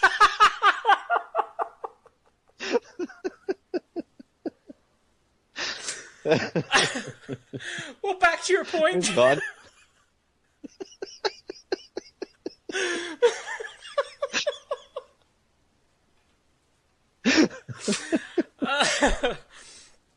We were talking about awkwardness with children. Little shit children showing up when you don't want them. What's so funny is that I wasn't sure how you would respond to Lex and Tim, so the only note I have at this point in this movie is Ben and kids with a question mark, which is on a whole other context. Why would I not react to Lex and Tim? You're always complaining when like children are in movies. We like Lex and No, Tim. it's always like, oh, No, the kids in the movie now. No, as I always established, if the kids are well acted and good characters, I'm not going to have a problem with them. These are good, well written, well acted children. Yes. Kelly is in the next one. The boy in number 3 is tolerable. Actually, no, I don't mind him. No, I like him. He's good. But the two in Jurassic World are shits. We don't like them. You only want to do good things to these kids. Well, there's a little girl in the 5th one. She looks annoying in the trailer. I love how, like, when we put this list together straight away, we're both like, oh, that episode of Jurassic Park where Ben became more of a pedo. Yeah. Well, do you know what's funny is that I would have forgotten that existed. I think it was when our best of came out that year and I re-listened to it. It was the hardest I've ever laughed listening to any of our shows. I remember I was walking to work, re-listening to this, and I basically had tears in my eyes. And I think I immediately messaged you. I'm like, I completely forgot about this moment, but it has to be on the best of. And I've never forgotten it. This is basically where your reputation came from me. Also, the fact that you have a very young wife. Hey, it's her birthday today. We're recording this, and I'd rather be recording this and spending time with her on her birthday, apparently. That means as of today, it is now legal, people. Yes, she's 16. some of our best moments come from somebody saying the wrong thing and it just becoming a joke. I mean, I've had one of those on Bon Cop, Bad Cop. Everybody's Fighting had one of those sex. on the show. Yeah. Exactly. Yeah. There's always somebody who says something stupid. And there's with a lot of these too, obviously only choosing 10 moments. There's a lot from the, like, some of my favorite memories from the Jurassic Park one is in the Lost World when we were talking about show some respect and Enrique Carter. Enrique? So funny. Speaking of funny, this is again, I think this is the one that didn't make it, but we kind of realized, no, this one needs to make it. Speaking of putting your foot in your mouth, in our Jingle All the Way recap, Christmas a few years ago, we got talking about the history and everything about the film, and there was a sequel to Jingle All the Way that starred a certain Larry the Cable Guy, and obviously there's, been a bit happening in Hollywood around the Me Too movement, and I may have accidentally Me Too'd Larry the Cable Guy without really checking into my facts. Let's hear how that turned out. So this movie wasn't exactly well received. I will say quickly, there was a sequel called Jingle All the Way 2 with everybody else's favourite person who was also being accused several times of sexual assault or whatever it was, Larry the Cable Guy. Wasn't it? Did he not just masturbate in front of people? Isn't that what he did? Which is still sexual assault, I guess. I don't know. I never heard that. Was it Larry the Cable Guy who did that, or am I thinking of someone else? I just love, what if there's people out there, because this is the world we live in, somebody sees like some story on the internet, they're like, well, that's got to be true. This is gonna explode now. Larry the Cable Guy is probably like the Phil Hartman in real life. Like, he's such a good dad, and now we have just put it out there. Didn't Phil Hartman like molest a bunch, or sir, didn't Larry the Cable Guy molest a bunch of women? Oh no, it wasn't Larry the Cable Guy. Hang on. We're so glad we could clear this up, and Larry the Cable Guy is not a rapist, people. No, it was somebody famous. They got like caught doing that, and then they the whole career went to shit. Oh, sorry, masturbating. Yeah. He wasn't a rapist. He just No. masturbated in front of people. Well, it's still Thanks, bad. Larry the Cable Guy. I'm trying to find who it was, and when you Google it, it comes. Oh, it was Louis C.K. or whatever his name is. Not even remotely close. Sorry, Larry the Cable Guy. I'm sorry to. Just please, I'm begging you, Ben, when you put this episode up on Twitter, please add hashtag hands off Larry the Cable Guy, and let's just see if it catches on. I loved you in Cars. Your voice work with Mater is fantastic. That's the only thing I know you from. So apologies. But let's be honest, by the time we release this, probably something is going to come out against him anyway. So like, it could be like the Roger Moore thing. Who knows? Anyway, go watch the sequel. Tomorrow, Larry the Cable Guy was masturbating in front of a bunch of kids in a ball pit in Mall of America. We were like, we called it. Well, come on. It's just like us calling Tom Cruise gay. Like, we're going to get some ratings somehow by getting sued. So, hey, Larry, if you hear this and you want to sue us, can you also pass it on to Tom Cruise that we called him gay a bunch of times so he can sue us too? Because he'll probably get more publicity for us because he's a little bit more famous than you are. Thank you. Just putting it out there. Didn't he masturbate in front of a bunch of people? This is on our best of show. Find the timestamp. I think Larry the Cable Guy and Tom Cruise just went around to people's houses, whipped it out, and just started going to town in front of people. I want to imagine Larry the Cable Guy listening to this episode, because that's what he does with his time now. And just hears, man, he got in a lot of trouble for masturbating in front of a bunch of people. He stops it right there. We get a cease and desist letter in the mail.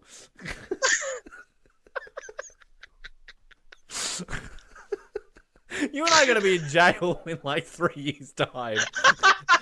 Next to like Harvey Weinstein and Kevin Spacey. Like, what did you do? Oh, accuse people of sexual assault? Oh. He's Larry the Cable Guy of being a sexual predator. But we got famous from it. Our podcast got huge ratings. I was mentioned on Stephen Colbert. I'm famous. Woo! And now I'm sharing a shell with Kevin Spacey. How you doing, Kevin?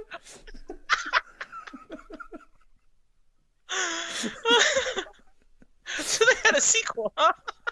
It was. It's called Jingle All the Way 2. Start that sexual predator Larry the Cable Guy.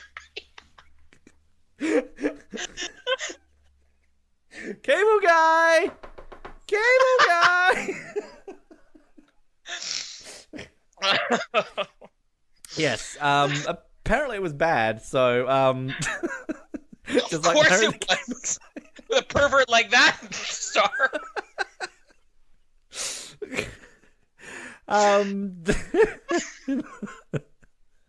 No wonder no one listens to us. Sadly, we have not been sued by Larry the Cable Guy, but and actually, There's still time, Larry. As we heard in that clip, you know, there's still time for him to be Me Too'd. As of 2021, Larry the Cable Guy hasn't been Me Too'd. I think I am correct in that. So He's one of the lucky few. Sorry, Larry. This one, Colin. This one. You were here for this. This was happening in real time. Yeah, so this one, let me give context of this. I mean, I would love this even if it wasn't absolutely hilarious. But when John Wick Chapter 3 was coming out, I really want to do the first two John Wick movies, and Jamie loves these. I mean, she was going to bed every single night watching John Wick. If you listen to the whole episode, you can hear she's quoting every single line off memory better than I can. And she wanted to do this so bad that when we recorded John Wick Chapter 1, we had her scheduled delivery date the next day, and I think we were less than 24 hours away from it. And this is just a bit of a glimpse into a woman carrying twins 24 hours away from delivering, as a lot of bad things happen. You're gonna have to motion, at least for the microphone, as you slowly move your giant pregnant belly towards me here. Sorry, I have to kind of lean on you that way. I got a bunch of feet in my ribs. They're not mine, by the way. So we're getting close to the end of the movie here. So now everybody's betraying everybody. I just want to illustrate this, people. Jamie has stood up. She's bending over as if she's about to throw up, but it's actually just to get her back in a better position. Yeah, sorry. This is if we could video this would be the best podcast we've ever done. A woman 20 hours and something minutes away from giving birth to twins, talking about John Wick. God help me, I'm so uncomfortable. Just cut them out already. We went out for lunch and I ate an entire pizza and I don't even know where I put it. I'm in so much pain. I'm literally sitting here dying. But I love John Wick so much that I'm fighting through the pain. She's actually on her knees with her elbows on the couch that we're sitting on, because this is the only place we can record. I don't even know what the sound quality's off. We're not actually behind a proper microphone at a desk the way we normally are. We're sitting on a couch with a laptop, and Jamie is on her knees, elbows on the couch. I'm dying. She's dying. Slowly. Yeah. Let's wrap this up then. So... Yeah, sorry, I'm actually in the middle of having, like, quite a few contractions. So, sorry. They're coming now! No, seriously, feel my stomach. Okay. That's Are these things gonna pop out? No, it's just contractions. It's just... It's uncomfortable and painful. We should clarify for people, this isn't like in TV and movies. You can get contractions on and off for weeks before babies come. It's not... Oh, the water just broke! Oh! No, it didn't actually. I'm dedicated to finishing this, and so is Jamie. Push! Push! Stop it. Push! Stop. I can see the head's crowning. Yeah, one of them? Oh, yeah, one. Sorry, this is going to be a long... We'll get the second one out during part 2. That's what we'll do. Okay. One at a time. So anyways, maybe because it was R-rated and it came out during October when all people went to the movies... To me, it never felt like it was a cult fault. Jamie has actually leaned over now. She has fallen over on the couch, and she's trying to push herself up, and she keeps falling back down again as she's pushing herself up. I can't get up. I'm like a seal, like flapping its wings over here. I can't get up. The best part is, you're going to forever be able to listen to this episode and hear yourself how winded you get by doing things like talking and... breathing. You're like, why are you out of breath, Jamie? Because I was breathing. I was living. I exist. Existing. Yeah, existing. I exist. Therefore, I am Eve. You're looking at me like... You know, you have a tendency to do things that I try to not bring up on the air. Do you just want to spoil what your thing is now? I'm really sorry. I stood up too quickly and I farted. Oh, gosh. And it's pregnancy fart, so it smells. Do you want me to cut that from the episode? Do I have any edit points to make your... No, it's okay. All right. Everybody knows that pregnancy fart smell. Okay. Nobody's gonna breed after this is over. You have killed procreation for every single listener of this show. What I love about that clip is that like, you know, you've got that forever. You will constantly have this, like, you can go back in 20 years' time when the twins are, you know, listening to our show and they can hear what their mother was saying as, you know, she was about to push them out. So, absolutely hilarious. I realized I jumped in and took over two there, so you can introduce the next one here.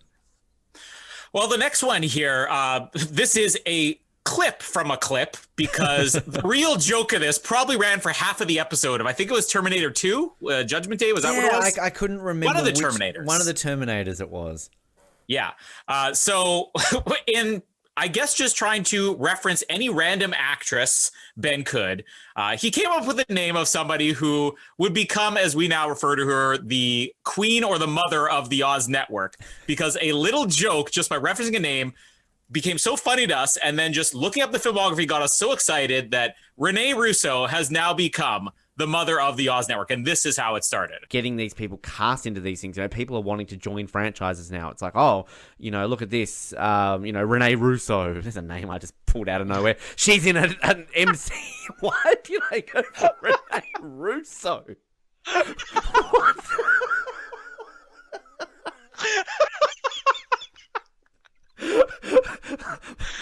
Wow. Let's be honest. She was the Jennifer Lawrence of 1993, wasn't she? for that slight period between May and June for 3 days, she was the biggest star in the world. Renee Russo. Thomas Crown Affair Oz, coming soon. I couldn't tell you anything she's in outside of the Thomas Crown Affair, like Thor. Like, Lethal Weapon. Oh, Lethal. Okay, I forgot she. Like, it's Renee Russo. No one talks about her anymore. And they should. Yeah, come on. Bring back Renee Russo. Instead of us doing, you know, the whole it's course, it's rough, it's irritating, gets everywhere, boom, there it is for the episode. I think every episode we need to bring in Renee Russo to the episode. Yes. Bring back Renee Russo. That's our new thing.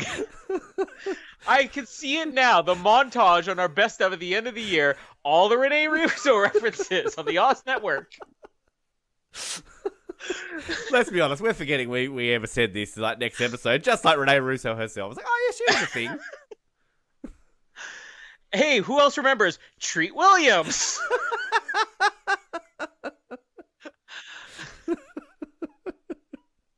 If Renee Russo is not in Terminator Dark Fate, I'm out. Like,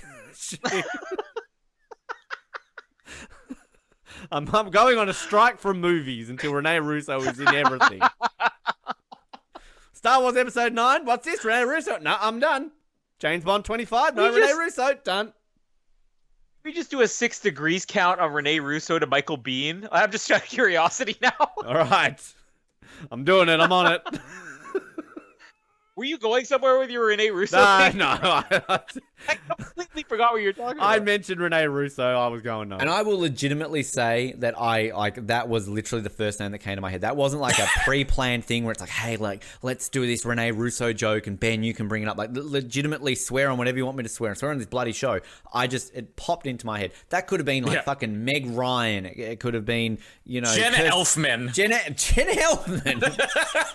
There's a name that hasn't been mentioned since 2002. It could have been anyone, but Renee Russo came to my head, and we went on having Renee Russo month and everything else. So, yeah, it turned out quite well. This one, you weren't a part of. So there's two, obviously, here that each of us wasn't a part of the other one. But this one, like, I kind of wanted to fight for because Noah talked about this in his thing at the beginning of this episode. I listen to this and I cannot help but crack up because this legitimately happened. This was in I think the Lost season 3 finale. We were talking about, I think, Charlie dying. Spoiler alert.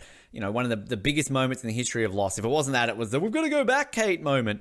And all of a sudden in the background of Noah's house, I hear like meowing and I kind of ignore it. And then it got to a point where you could not ignore it. There was this like horde of cats basically taking over Noah and Korea. So listen to this. This is what happened when we're trying to explain something and cats take over. So it's just like, I really think that these writers would have been sitting in that room together just high-fiving each other. Mate, we're fucking good. Like, this is incredible. Because, geez, like, I really wish that we were podcasting when this was live. That cat really needs some...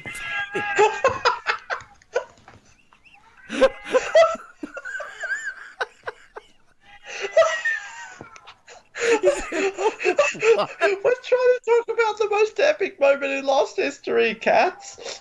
How many are there? They're multiplying.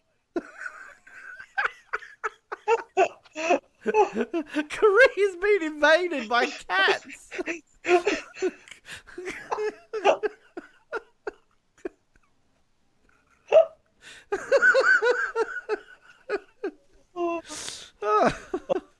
Of course, we get to this scene and the choir of cats. In Oz Network tradition.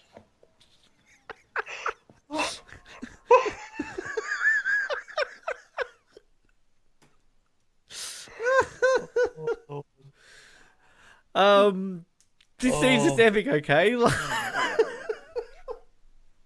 Oh my god. It's just... Luckily I heard one of my neighbours shouting at them, so I think we're safe. Oh no, we're not.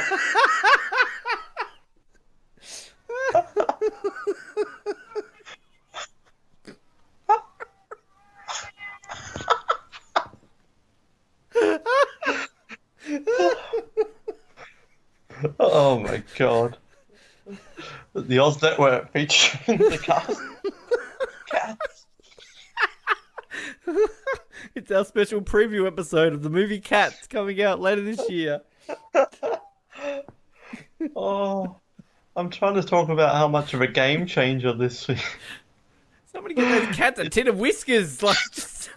Now, I don't know if you'd heard that clip before I sent it to you, but every time I hear that, I lose it. I just lose it. Yeah. That is just hilarious, because that is no dubbing, no anything. That is how that happened. Can we just quickly point out the fact that Noah has a knack for having bloopers that are funnier than anything that he could ever say on the show. And we've got bloopers that have permanently made it into our intro. Noah once fell off a chair, and just the noise of it was so funny. It is a permanent fixture on 007. Noah spilled water all over himself. It's a permanent fixture. Noah is the king of on-air bloopers. Remember, he had the car horn, didn't he? Like, he was talking all of a sudden. Yeah. Beep, beep. And then when he was in his shed and there was a hurricane happening, he was really scared. One that I'll say that I wanted to like play and go there, and it actually never made it to air. I just kept the recording. I think I put it on the best of, was when Darvell fell asleep in an episode. Yes. Now I edited that out of the episode, but I kept that clip. Like, legitimately fell asleep. I put a co-host to sleep. So that happened. Speaking of putting to sleep, our next one, Colin, it was about 50 odd hours of our lives. I think, a quarter of those things we did. But what a time it was to record this series. Also, just quickly putting in here, when we do the TV shows, like you said, we're recording months ahead of time sometimes. With the movies, it is literally week by week. We record on a Saturday or Sunday and release it 3 or 4 days later. But with the Star Wars ones, it was such a big project. We had to record it months and months ahead of time. Now, you think that would give us the ability to make some edits. Not always, because this would probably be the best example ever of a technical issue making an episode. This is the birth of something we still quote to this day. I like the mullet from the Attack of the Clones, our longest episode ever. He and Luke had and Lando and whoever else. So you cut out a lot there, but I'm assuming you asked if I like the mullet. Yes, I did. I am a big fan of. I don't know what you're saying right now. You're sounding like Jar Jar on crack, mixed with C-3PO or something like that. But yeah, he's coming. All I'm hearing is that. You need to adjust your knobs on your chest. I really like the mullet. That's all I'm gonna say. I heard. I can hear you now. Everyone can hear you now. Shut up, Ben. Oh, I spoke too soon. No. Cut it out. There you are. Hello, Colin. You like the mullet? I like the mullet. I like the mullet. I'll say it for the 58th time. I like the mullet. Adjust your knobs. I like the mullet. All right. I like the mullet. I don't know if he can even hear me. Oh, we know this is making the best of. I like the mullet.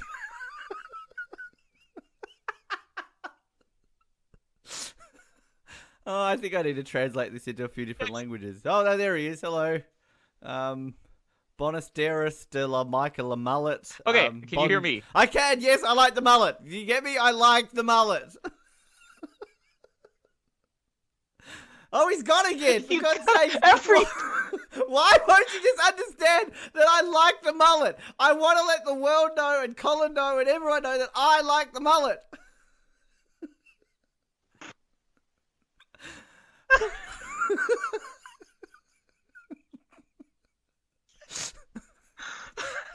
You'd think we'd edit this out, but really it's fantastic. I like the mullet.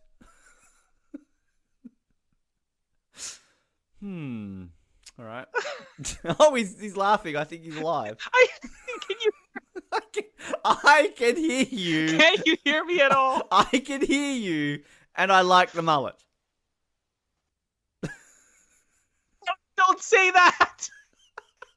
Why? Every single time you cut in, all I hear you say, No, because every single time you cut in, I'm hearing, can you hear me? I said I like the mullet, and then it would cut out again. So every time you said I like the mullet, our connection died. So the force is telling us do not like the mullet, even though both of us do. Okay, I like sand instead. It's not coarse and irritating.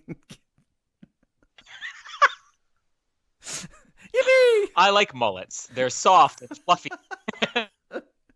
They get everywhere. I'm haunted by the mullet that you once had.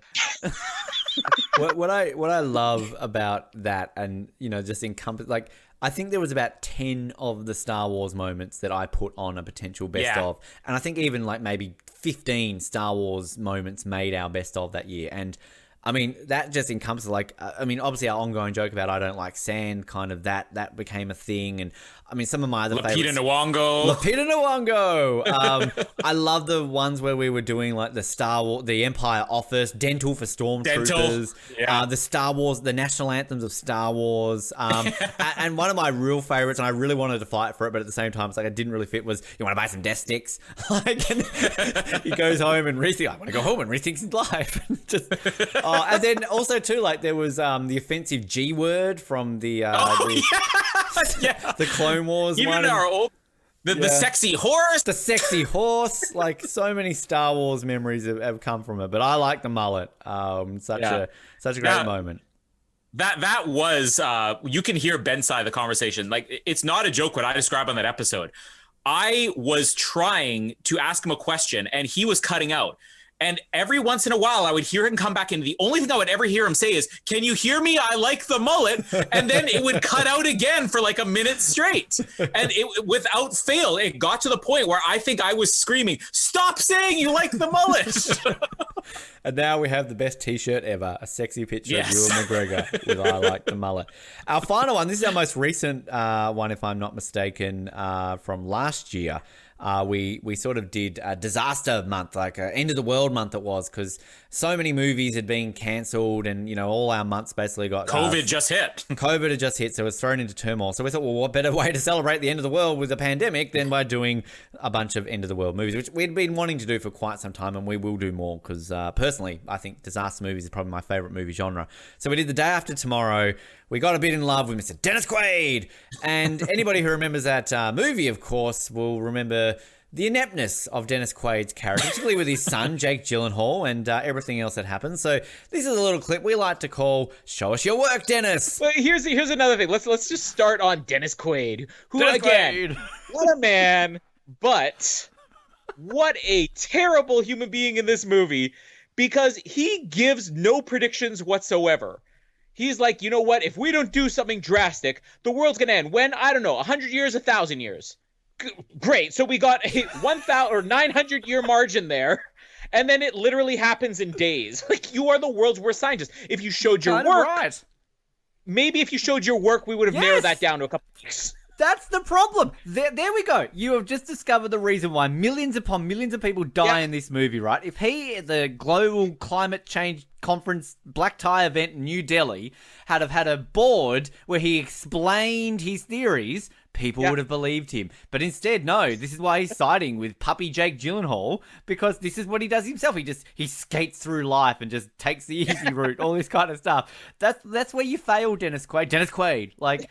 I mean, in all of these disaster movies, you've got to have the one that you don't believe, but at least they've, let's be honest, Dustin Hoffman at least kind of had proof and evidence in some weird way to show what was happening. Here, he spends half of Outbreak just trying to find the proof.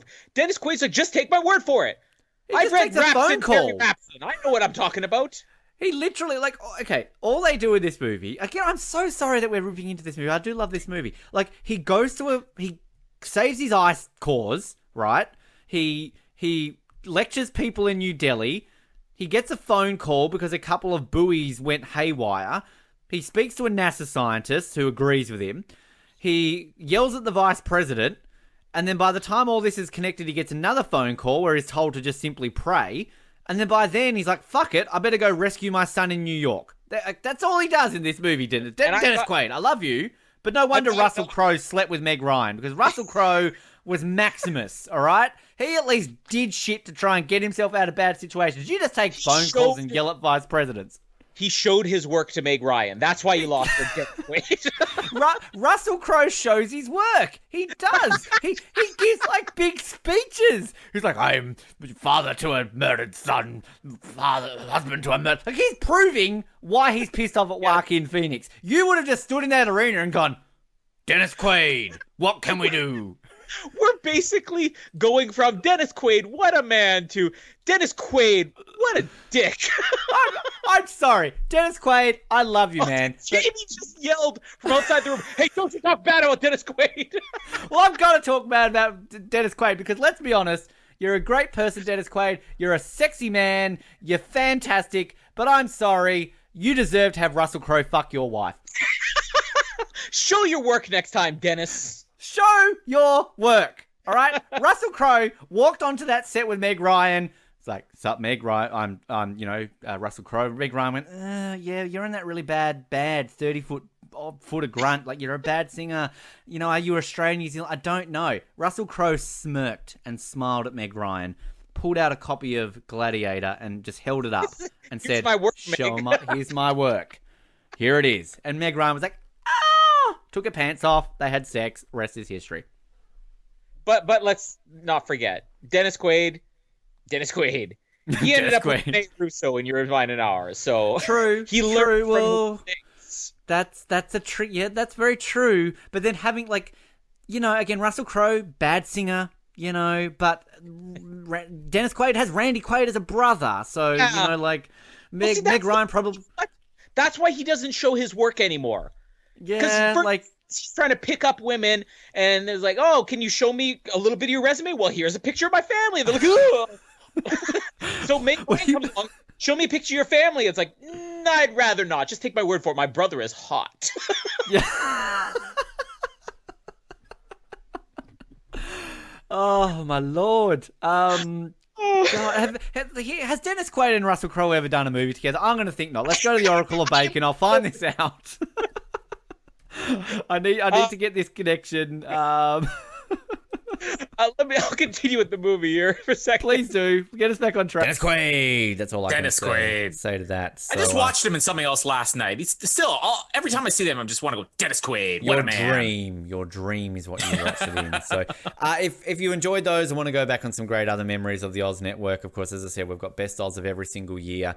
Go back and listen to it. Beginning from 2017 onwards, we have one moving forward, every single one there as well. I'd like to ask you though, Colin, outside of those moments, do you have any particular favorite episodes that you've done, or any other favorite memories that maybe we haven't mentioned or that you want to mention at all today? Yeah, a couple. Now, first of all, we should say for all the co-hosts who had those nice greetings who were left out of our top 10 list here, I mean, the main reason isn't because your clips are great. Well, what it ultimately comes down to is that Ben and I had to agree on a list, which ultimately came down to us both having a list of episodes we were on together. It was hard for me to pick episodes Ben was on, hard for Ben to pick episodes I was on. There was one, though, that came, I can't remember if it was our first year or not, but it was our first ever in-person episode for the Oz Network. And this was like very close. I would have fought for this if we had more, if we had done 15 clips, I would have fought for this to be on there.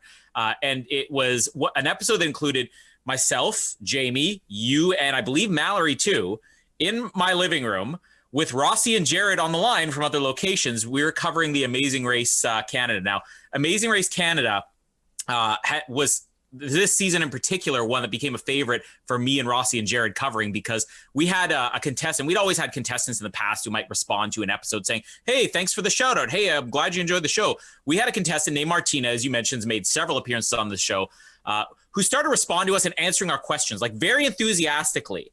And we made it a segment on the show. Like, we love Martina so much that we gave her a segment on the show without her appearing. We just said, reply to our episode in tweets answering these questions. Now, you had seen this episode having caught up on the season, and Jared wasn't caught up yet. And you decided to, I guess, tweet out some spoilers that Martina and her brother went home, which angered Jared so much that and Jared, if you've ever listened to an episode, and especially if you've ever listened to him off air, nicest guy ever. Yeah. Jared got like enraged with you, yelling, you spoiled the season. I muted you. And to make it worse, just for that entire episode, just how fun it was to record in person with Rossi and Jared, who are on the line. We had like multiple devices recording. I think we had 2 laptops, 1 desktop, because we had to record all these sides. And the one that they were on, the battery died. It was Ben's laptop, I think. The battery died at the end in the middle of Rossi giving his final comments. Rocky. And I just remember checking. Yeah, Rocky. Sorry. I remember checking afterwards Rossi and Jared's chat comments where they just sort of insulted you afterwards. But that's got to be one of my favorite episodes. Some of the other ones that were amazing, like we mentioned, the 6 Day.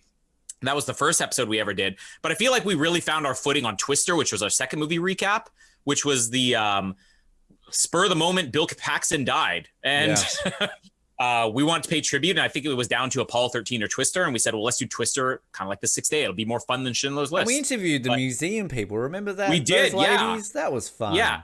And I think that was what I really loved about the Twister episode, was that we mentioned like on the 6th Day, just sort of kind of getting into the groove of, this is going to be one of our things, standing up for the villains. And in that one, it was just these random characters or random lines, better than what you sniff, like just pick out these lines in Twister. And we had so much good material out of that we interviewed the museum, the Twister Museum in the Rio Wakita, and as well Joey Slotnick. And, nice memory for me on that one. That episode was recorded in 2 parts because I got hit with a violent stomach flu out of nowhere. Right.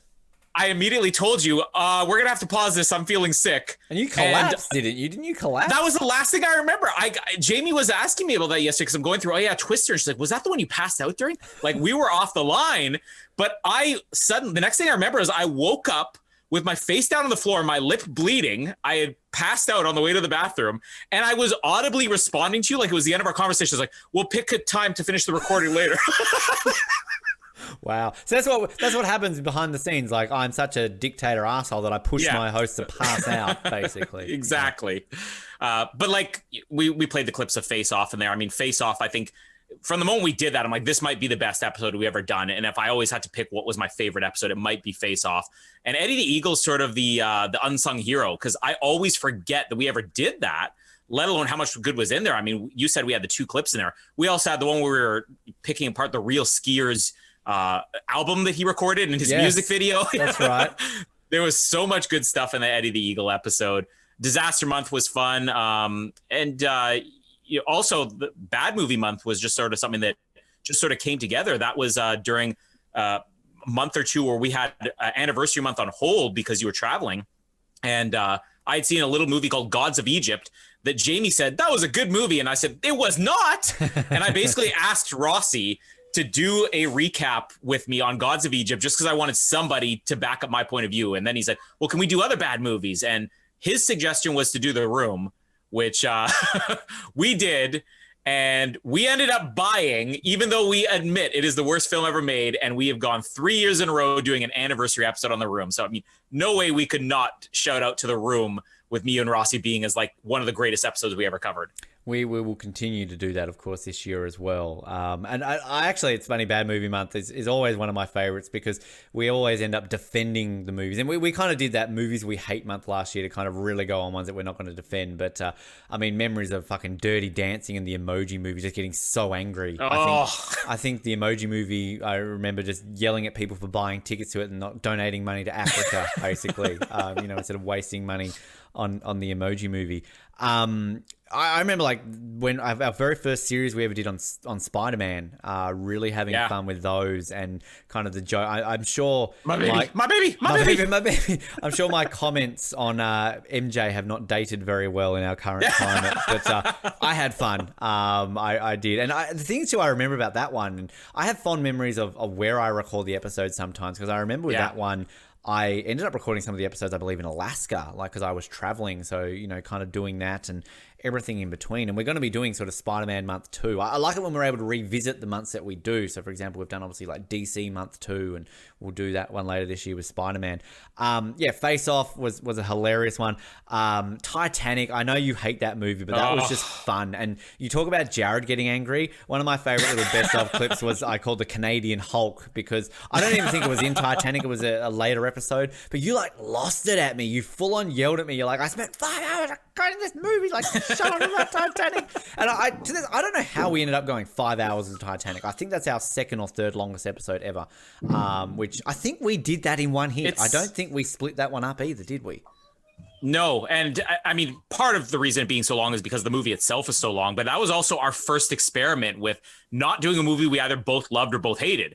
This was when we created Anniversary Month, we initially that first year said, we're going to pick a movie we both love, which was Face Off. We're going to pick a movie that neither of us are into, which is Dirty Dancing, and we're going to each pick a movie that the other one either hasn't seen or doesn't like. And I pick White Man Can't Jump and you pick Titanic. So we had never even toyed with the idea of disagreeing on episodes prior to that, which is probably what led to it being 5 hours. I also fond memories of Santa's sleigh and somehow turning that into a thing over Christmas. That started from the Lost recaps you and Noah did, because I remember, I remember one night it was either you or Noah messaged me. It's like, hey, we just recorded an episode on Lost, and we discovered there's a movie with Emily DeRavin, Bill Goldberg as a killer Santa, and it takes place in Manitoba. We have to cover this movie. And it didn't have the Flin Flon hockey team in it too, which is sort of a joke. Flin Flon, from off the podium. So many great things. And just personally too, the third watch coverage again, like it was a selfish reason, but the fact that we did every single episode, we made it through, and just the ability to be able to interview so many of the cast members. I mean, I don't often fanboy out over sort of our guests. Like a lot of the time, again, selfish reasons, you want to meet these people, you want to talk to them, of course, but they've got great stories to tell. And I fanboyed out so hard over so many of these interviews. To be able to speak to the creator of the show in Ed Allen Bonero was incredible. And obviously to host a 20th anniversary episode of Third Watch, which, I mean, I'm smiling right now. Just thinking about doing that was just an absolute honor to be able to do that and speak to the cast and relive those memories. So that, to me personally, is probably my absolute highlight. It's no different to when I used to talk about Survivor Oz days as, 13-year-old Ben, massive fan of Survivor, getting the ability to talk to these guys. It's no different to Third Watch, and Third Watch is my favorite television show of all time. If we ever got somebody from Jurassic Park on the show, even if it was, InGen Worker 7 who gets, watching the guy get killed by the raptor at the beginning of the film, I'm gonna fanboy out. So it's one of the things. We recently, spoiler teaser, whatever you want to call it, spoke to an actor for 007 who was in Star Wars, which is the first time we've ever interviewed someone from Star Wars. So that was a pretty cool moment. So yeah, third watch one to me probably stands out as my ultimate favorite, that 20th anniversary one. Yeah. You mentioned the interviews there. Obviously, interviewing survivors and stuff like that's sort of like old hat now. Oh, you got to talk to a survivor. Oh boy. Right. But for The Amazing Race, I think that was one of the things that at least I was proudest of doing this, because even though it's not what I ended up doing for a living, I mean, growing up, my dream was I wanted to be in radio. And it's just sort of happened being able to slowly get involved in these podcasts.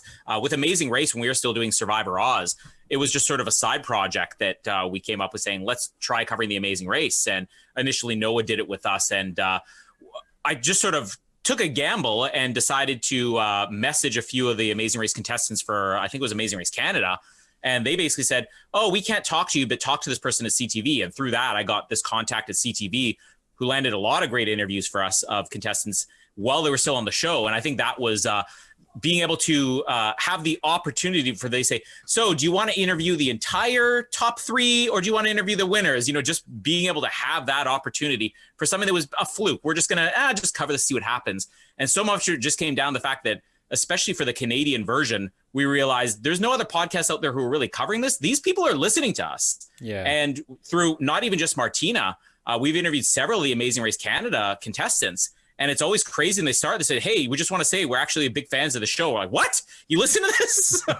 Which I remember going to Reality Rally, and when I met Team Green, basically, Justin Diana, not watched it, and I didn't know who they were, and they literally came up to me because I was wearing my Survivor Oz shirt, and like, hey, we love your show, like. Okay, hey, who the hell are you guys? But I mean, even with that, like, sort of our Survivor roots, sort of through the Oz Network, I had the honor of going to the Game Changers finale and doing a lot of coverage for that. And even what you're saying there about the exit interviews as well. Like, I often forget that we've done exit interviews for this show because I equate that to the San Juan del Sur exit interviews back on Survivor Oz. But as I've mentioned in this episode, we had Heroes, Healers, Hustlers exit interviews for Australian Survivor for season 4. Channel 10 was grateful enough to give us exit interviews for that, and then even for Winners at War, we were very lucky to sort of be on their books, that they contacted us and were like, hey, would you like to speak to the final 3, which was a great honor for a season like that. So ultimately Survivor's not been our preference, our priority, I should say, for quite some time, but we've still been able to be very lucky with sort of the coverage we've been able to provide with that. With the interviews coming up, I will say, I mentioned before we played some of those snips, I will just tease that we've got a bunch of other ones coming up covering all aspects of different things. So for 24, throughout our coverage of that, we've got plenty of them coming and still more to come. There's some that we've got lined up, we just haven't recorded yet. So Ross McCall, who was on Live Another Day, season 9, a lot of people might know him from other projects. He was in Band of Brothers. He was a villain on White Collar. Google him, you'll know his face. That was a great chat with that one. Joaquim Delmeida, who was a 3rd season villain in 24. Great chat there as well. Jesse Borrego, also in season 3. He was kind of like a triple agent, I guess, through CTU.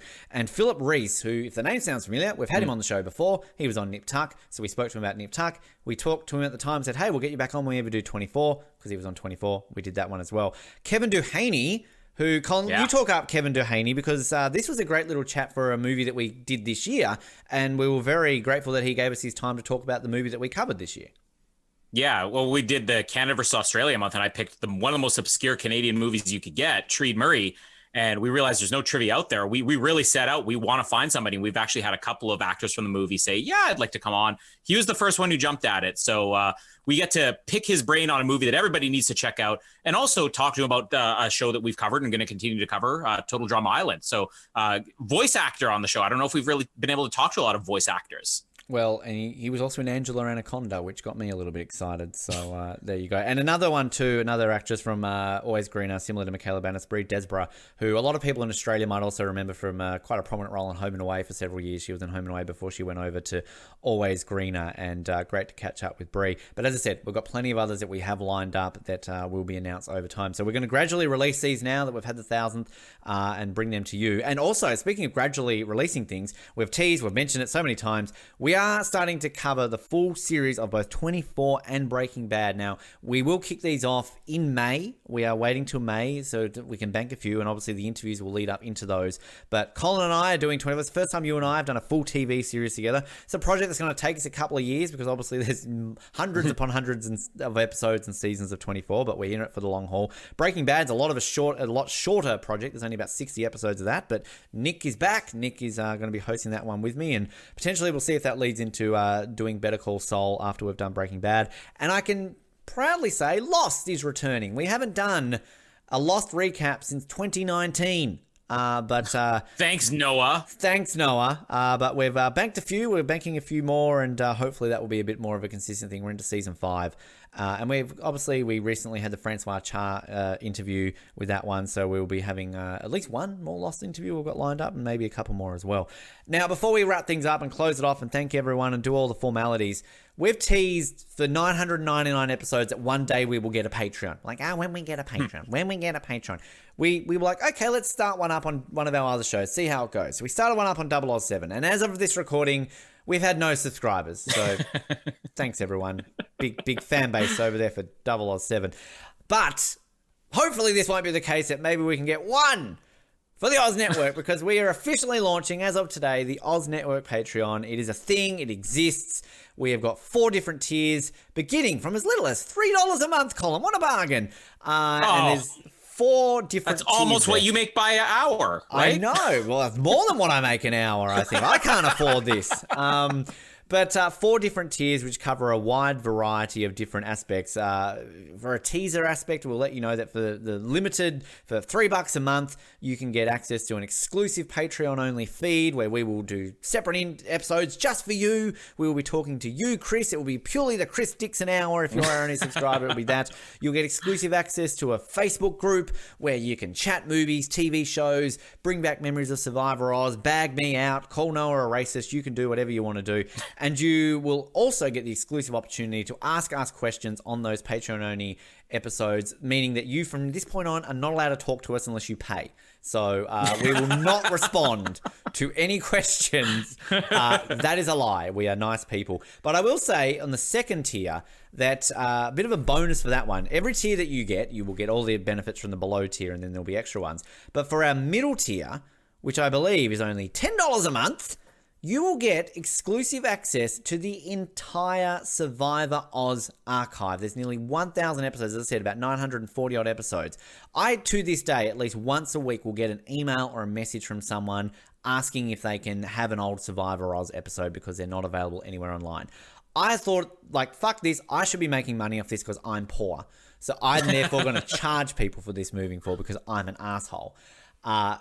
Actually, jokes aside, I thought this would be a great little incentive because there obviously is a bit of interest out there for people checking these out. So by that tier right alone, you can get access to every single episode. If you want to hear any interview from any of our past, even if you just want to hear the random Ozlet episode from the middle of Co Wrong, if you want to hear Survivor Oz talks bringing sexy back, if you want to hear the Amazing Race of the World Cup episode I did with Ethan and Abby Marie back in 2014, all of these episodes are available by signing up, and you'll have exclusive access to those episodes by signing up to that. And then obviously a few more expensive ones there with extra added benefits, including sponsoring our show. Basically, you can sign up to one of our tiers, and every single episode I'll have to come on here and go, this episode is brought to you by Chris Dixon. What a man! Be his friend on Facebook.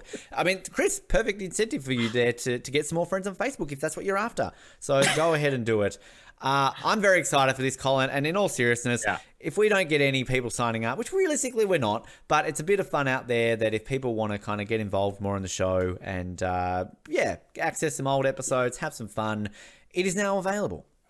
Yeah, and bonus episodes could be fun as well. I mean, it obviously means even more of our time away from your wife and my wife and children. But many more birthdays will be missed because of this, people, but we'll do it for the money. And it creates a cool opportunity for people to be able to pick stuff that maybe we would never cover. You want us to watch something that you don't think we would ever watch, then pay us and we'll watch it. Yeah, except for the Twilight series, which I still think we are waiting for the millionth episode too. And just similar, if you listen to us on 007, there is that incentive that on one of the tiers, you will get a signed photo from one of your co-hosts of whatever you want. So if you say I want a signed photo of Jennifer Lawrence, Ben Waterworth, will sign a picture of Jennifer Lawrence. So you can put it up on your wall and people will think you've got a signed picture of Jennifer Lawrence, but it's actually just some random Australian podcast host that you happen to listen to every now and then. So just word of advice. You want a picture of drunk Noah signed by Nick Chester? We'll make it happen. Hey, I've got pictures of fat Noah before he lost weight. You want a picture of fat Ben? I will sign a picture. I will sign a picture of Colin. I will Photoshop Colin's head onto somebody pegging someone, and then I will sign it. I will sign it. There you go. There's a clip to go back and listen to. Patreon.com/Oz Network. We will put that up on our social media channels. And moving forward, you will hear a fun little ad at the beginning and end of every single one of our episodes to help drum up support for that. I want to take this opportunity right now to thank everyone, though, for listening, for being a part of the Oz Network. Obviously, I can't name every single one of those 204 guests or every single one of those 4 listeners. I probably could. Chris Dixon, Lad Undercover, me, and I think Mallory accidentally listened to an episode once. There you go. Thanks to all 4 of the listeners who have tuned in over our 1,000 episodes. But in all honesty, to our hosts, to everyone who's been involved in this show, I will name every single one of you. Dan, it was a lot of fun having you on the Ferris Bueller's Day Off episode. That was a promise that I wanted to keep, and we did it. It was a lot of fun. Matt, obviously having involved in some of our Australian Survivor episodes. Backdoor Pilots, now involved on Australian Survivor Archives. Another great show. Download it. A lot of fun to do that. Perez, I was only on a handful of episodes with you, but Survivor New Zealand was a lot of fun. We appreciate your support on that. Billy, what can I say? Hashtag bring back Billy. You're a legend. And please come back on Survivor. Jeff Probst, I know you're a listener. Get him back on the show. Mallory, yeah, you're okay. Brandy, obviously a lot of help in those early days of Third Watch to get that off the ground. Really do appreciate that and everything that you put into that. Jamie, when you eventually do become single, I will no doubt be single by then as well. Let's keep the affair rolling, and I will be available, ready to go. Just give Colin the kids, and we can have more fun without them. Jared, I'm sorry for spoiling that Martina and Phil went home. Get over it, mate. It was an accident. Keep sending me the great Eurovision clips, and love having you involved in any show. You're a lot of fun. Eurovision on Off the Podium here on the Oz Network. Noah, just like fucking read a history book, mate. Okay, racism is dead. Okay, just because somebody has different skin color doesn't make them any different to you. I'm sick of it. I will not stand for this crap anymore. It's 1,000 episodes in. Fucking calm down, mate, and get with the modern world. And everyone is the same. Just stop it. Just stop it and get a fucking date. Like, fucking hell. Like, seriously, I've had like 20 different wives and fiancés in the history of this show. Colin's got 58 kids. Fucking get a girlfriend.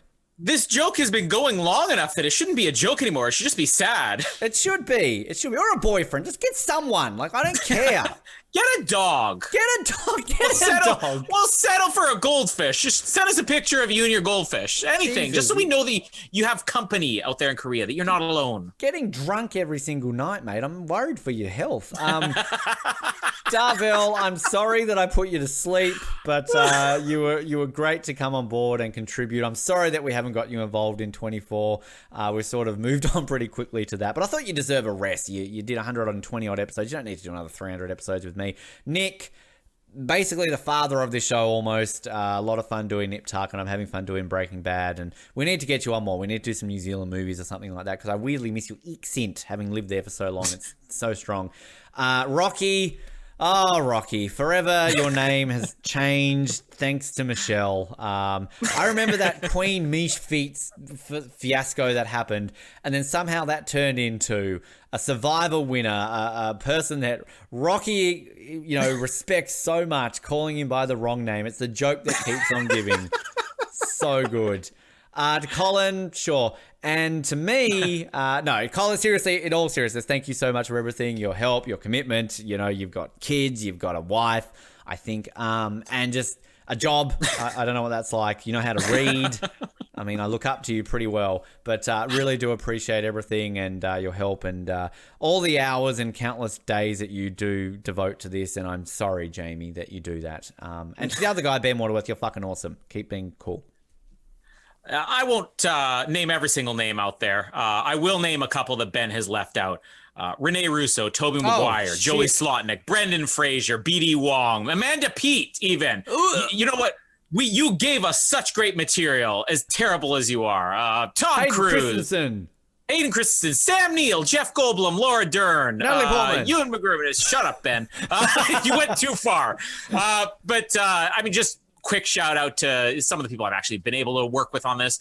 Obviously, Ben, Noah, and Nick, as we ran through at the beginning of the show. This was sort of a collaborative effort, and somehow it worked out with very few kinks along the way, which is surprising. And I enjoy being on episodes. I've only had a chance to do a handful of episodes with Nick, but I mean, it's always a blast to do episodes with Nick too. And Noah, whenever you decide to show up, you always provide for some good bloopers and entertainment.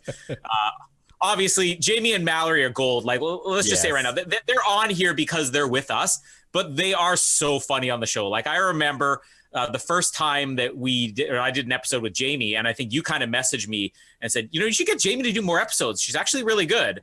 And then I think that she heard one funny thing on an episode that she did when I was playing it. And she's like, hey, I'm pretty funny. I should keep doing these.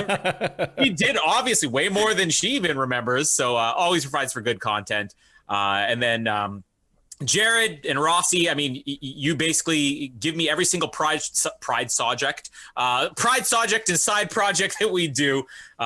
Really, ultimately, it came down to the fact that I needed somebody on this side of the world who was in my time zone and I wouldn't have to wake up at 3 a.m. to record with. And Rossi, as always, every time I've needed Rossi to do anything, help with anything, he always comes through. And same thing with Jared. Anytime we have something to record, I'm like, Jared, are you in? He's like, yeah, fine, I'm in. Including episodes that I thought he was a fan of. And he ends up on the episodes like, so I've never seen this before, but you guys wanted me to be on it. So always there. And none of us get paid until now. So you know what? All the listeners out there, we're so thankful for you. You mentioned some of the names there. I'm not going to run through all the names, but even aside from Chris Dixon and Lad Undercover, every once in a while you just get a random person friending you or sending you a direct message and like, hey, I love the show or whatever. And it's always crazy. Every time that happens, I always say to Jamie, it's like, we got like a fan out there. This is weird because you don't realize that people do listen to this sometimes. So, I mean, it's you great. Get messages and friend requests. What's that like? Nothing like me. Jeez. So you got to be the nice one on the show. Nicer. You got to be the nicer one on the show. You got to be naive like me and not realize these people are mocking us and they don't actually listen. But thank you to everybody. And you know what? Give us your money. I mean, in all honesty, it's not, Give us your it's money, not for the money. I mean, over 4 years, we've not only put so many hours into this, but I mean, the show does cost a good amount of money to actually run. I mean, we pay, especially right now, we pay just to host the episodes online quite a bit. And, you know, these bonus episodes we're going to be giving you, I mean, that's just a thank you for people who are willing to support the show that have listened to us from the beginning. I just want to point out a little fact here for Colin. You know, a lot of people donate to charity and kind of, you know, support human rights around the world. And big fighting of that is obviously, you know, let's stop child labor in some of these countries. You know, they're getting like 50 cents an hour. They're working long, hard days, sweatshop and all that sort of stuff. I just want to say that children working in sweatshops in third world countries get paid more than we do for this show. They do. I've done 1,085 hours worth of work for nothing. Now, if that was little Johnny in Sweatshop Factory, you'd be crying foul, calling World Vision, like, let's send the fucking UN there. What about little Ben, podcast host, sitting on his ass for 1,000? I have not earned a cent, people. I'm poor, all right? I'm getting paid less than child sweatshop workers. Support me. Support me. You know why Noah's not on here anymore? Because he gets paid more working in South Korea than he would get paid to be on this show. You want Noah back? Give us your money. Exactly. I didn't want to play that card. It's been 1,000 episodes, but I've had it.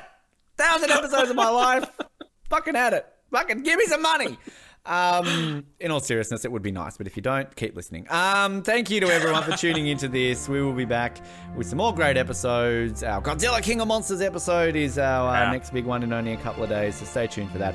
Once again, thanks for tuning in to this episode and to all our other episodes, and we hope to join you for another 1,000 more. If Colin doesn't, I'll do it, because clearly I have no life. My name is Ben, and perhaps I might change that moving forward. And my name is Colin, and I need to start tending to my wife and kids. Like, really start tending to my wife and kids. Like, this is sad. My wife and kids are neglected. And if you don't, I will. Just your wife, not the kids. Thanks for listening to the 1000th episode spectacular on the Oz Network. And thanks once again for all your support over the previous 999 episodes. We hope you will be around for the next 1000. Don't forget to jump on social media to stay up to date with everything Oz Network related on either Twitter, Facebook, or Instagram, and also to subscribe to the podcast where all good podcasts are available. And now, of course, you can also sign up to us on Patreon for exclusive content that you won't find anywhere else. Simply head to patreon.com/OzNetwork for more details.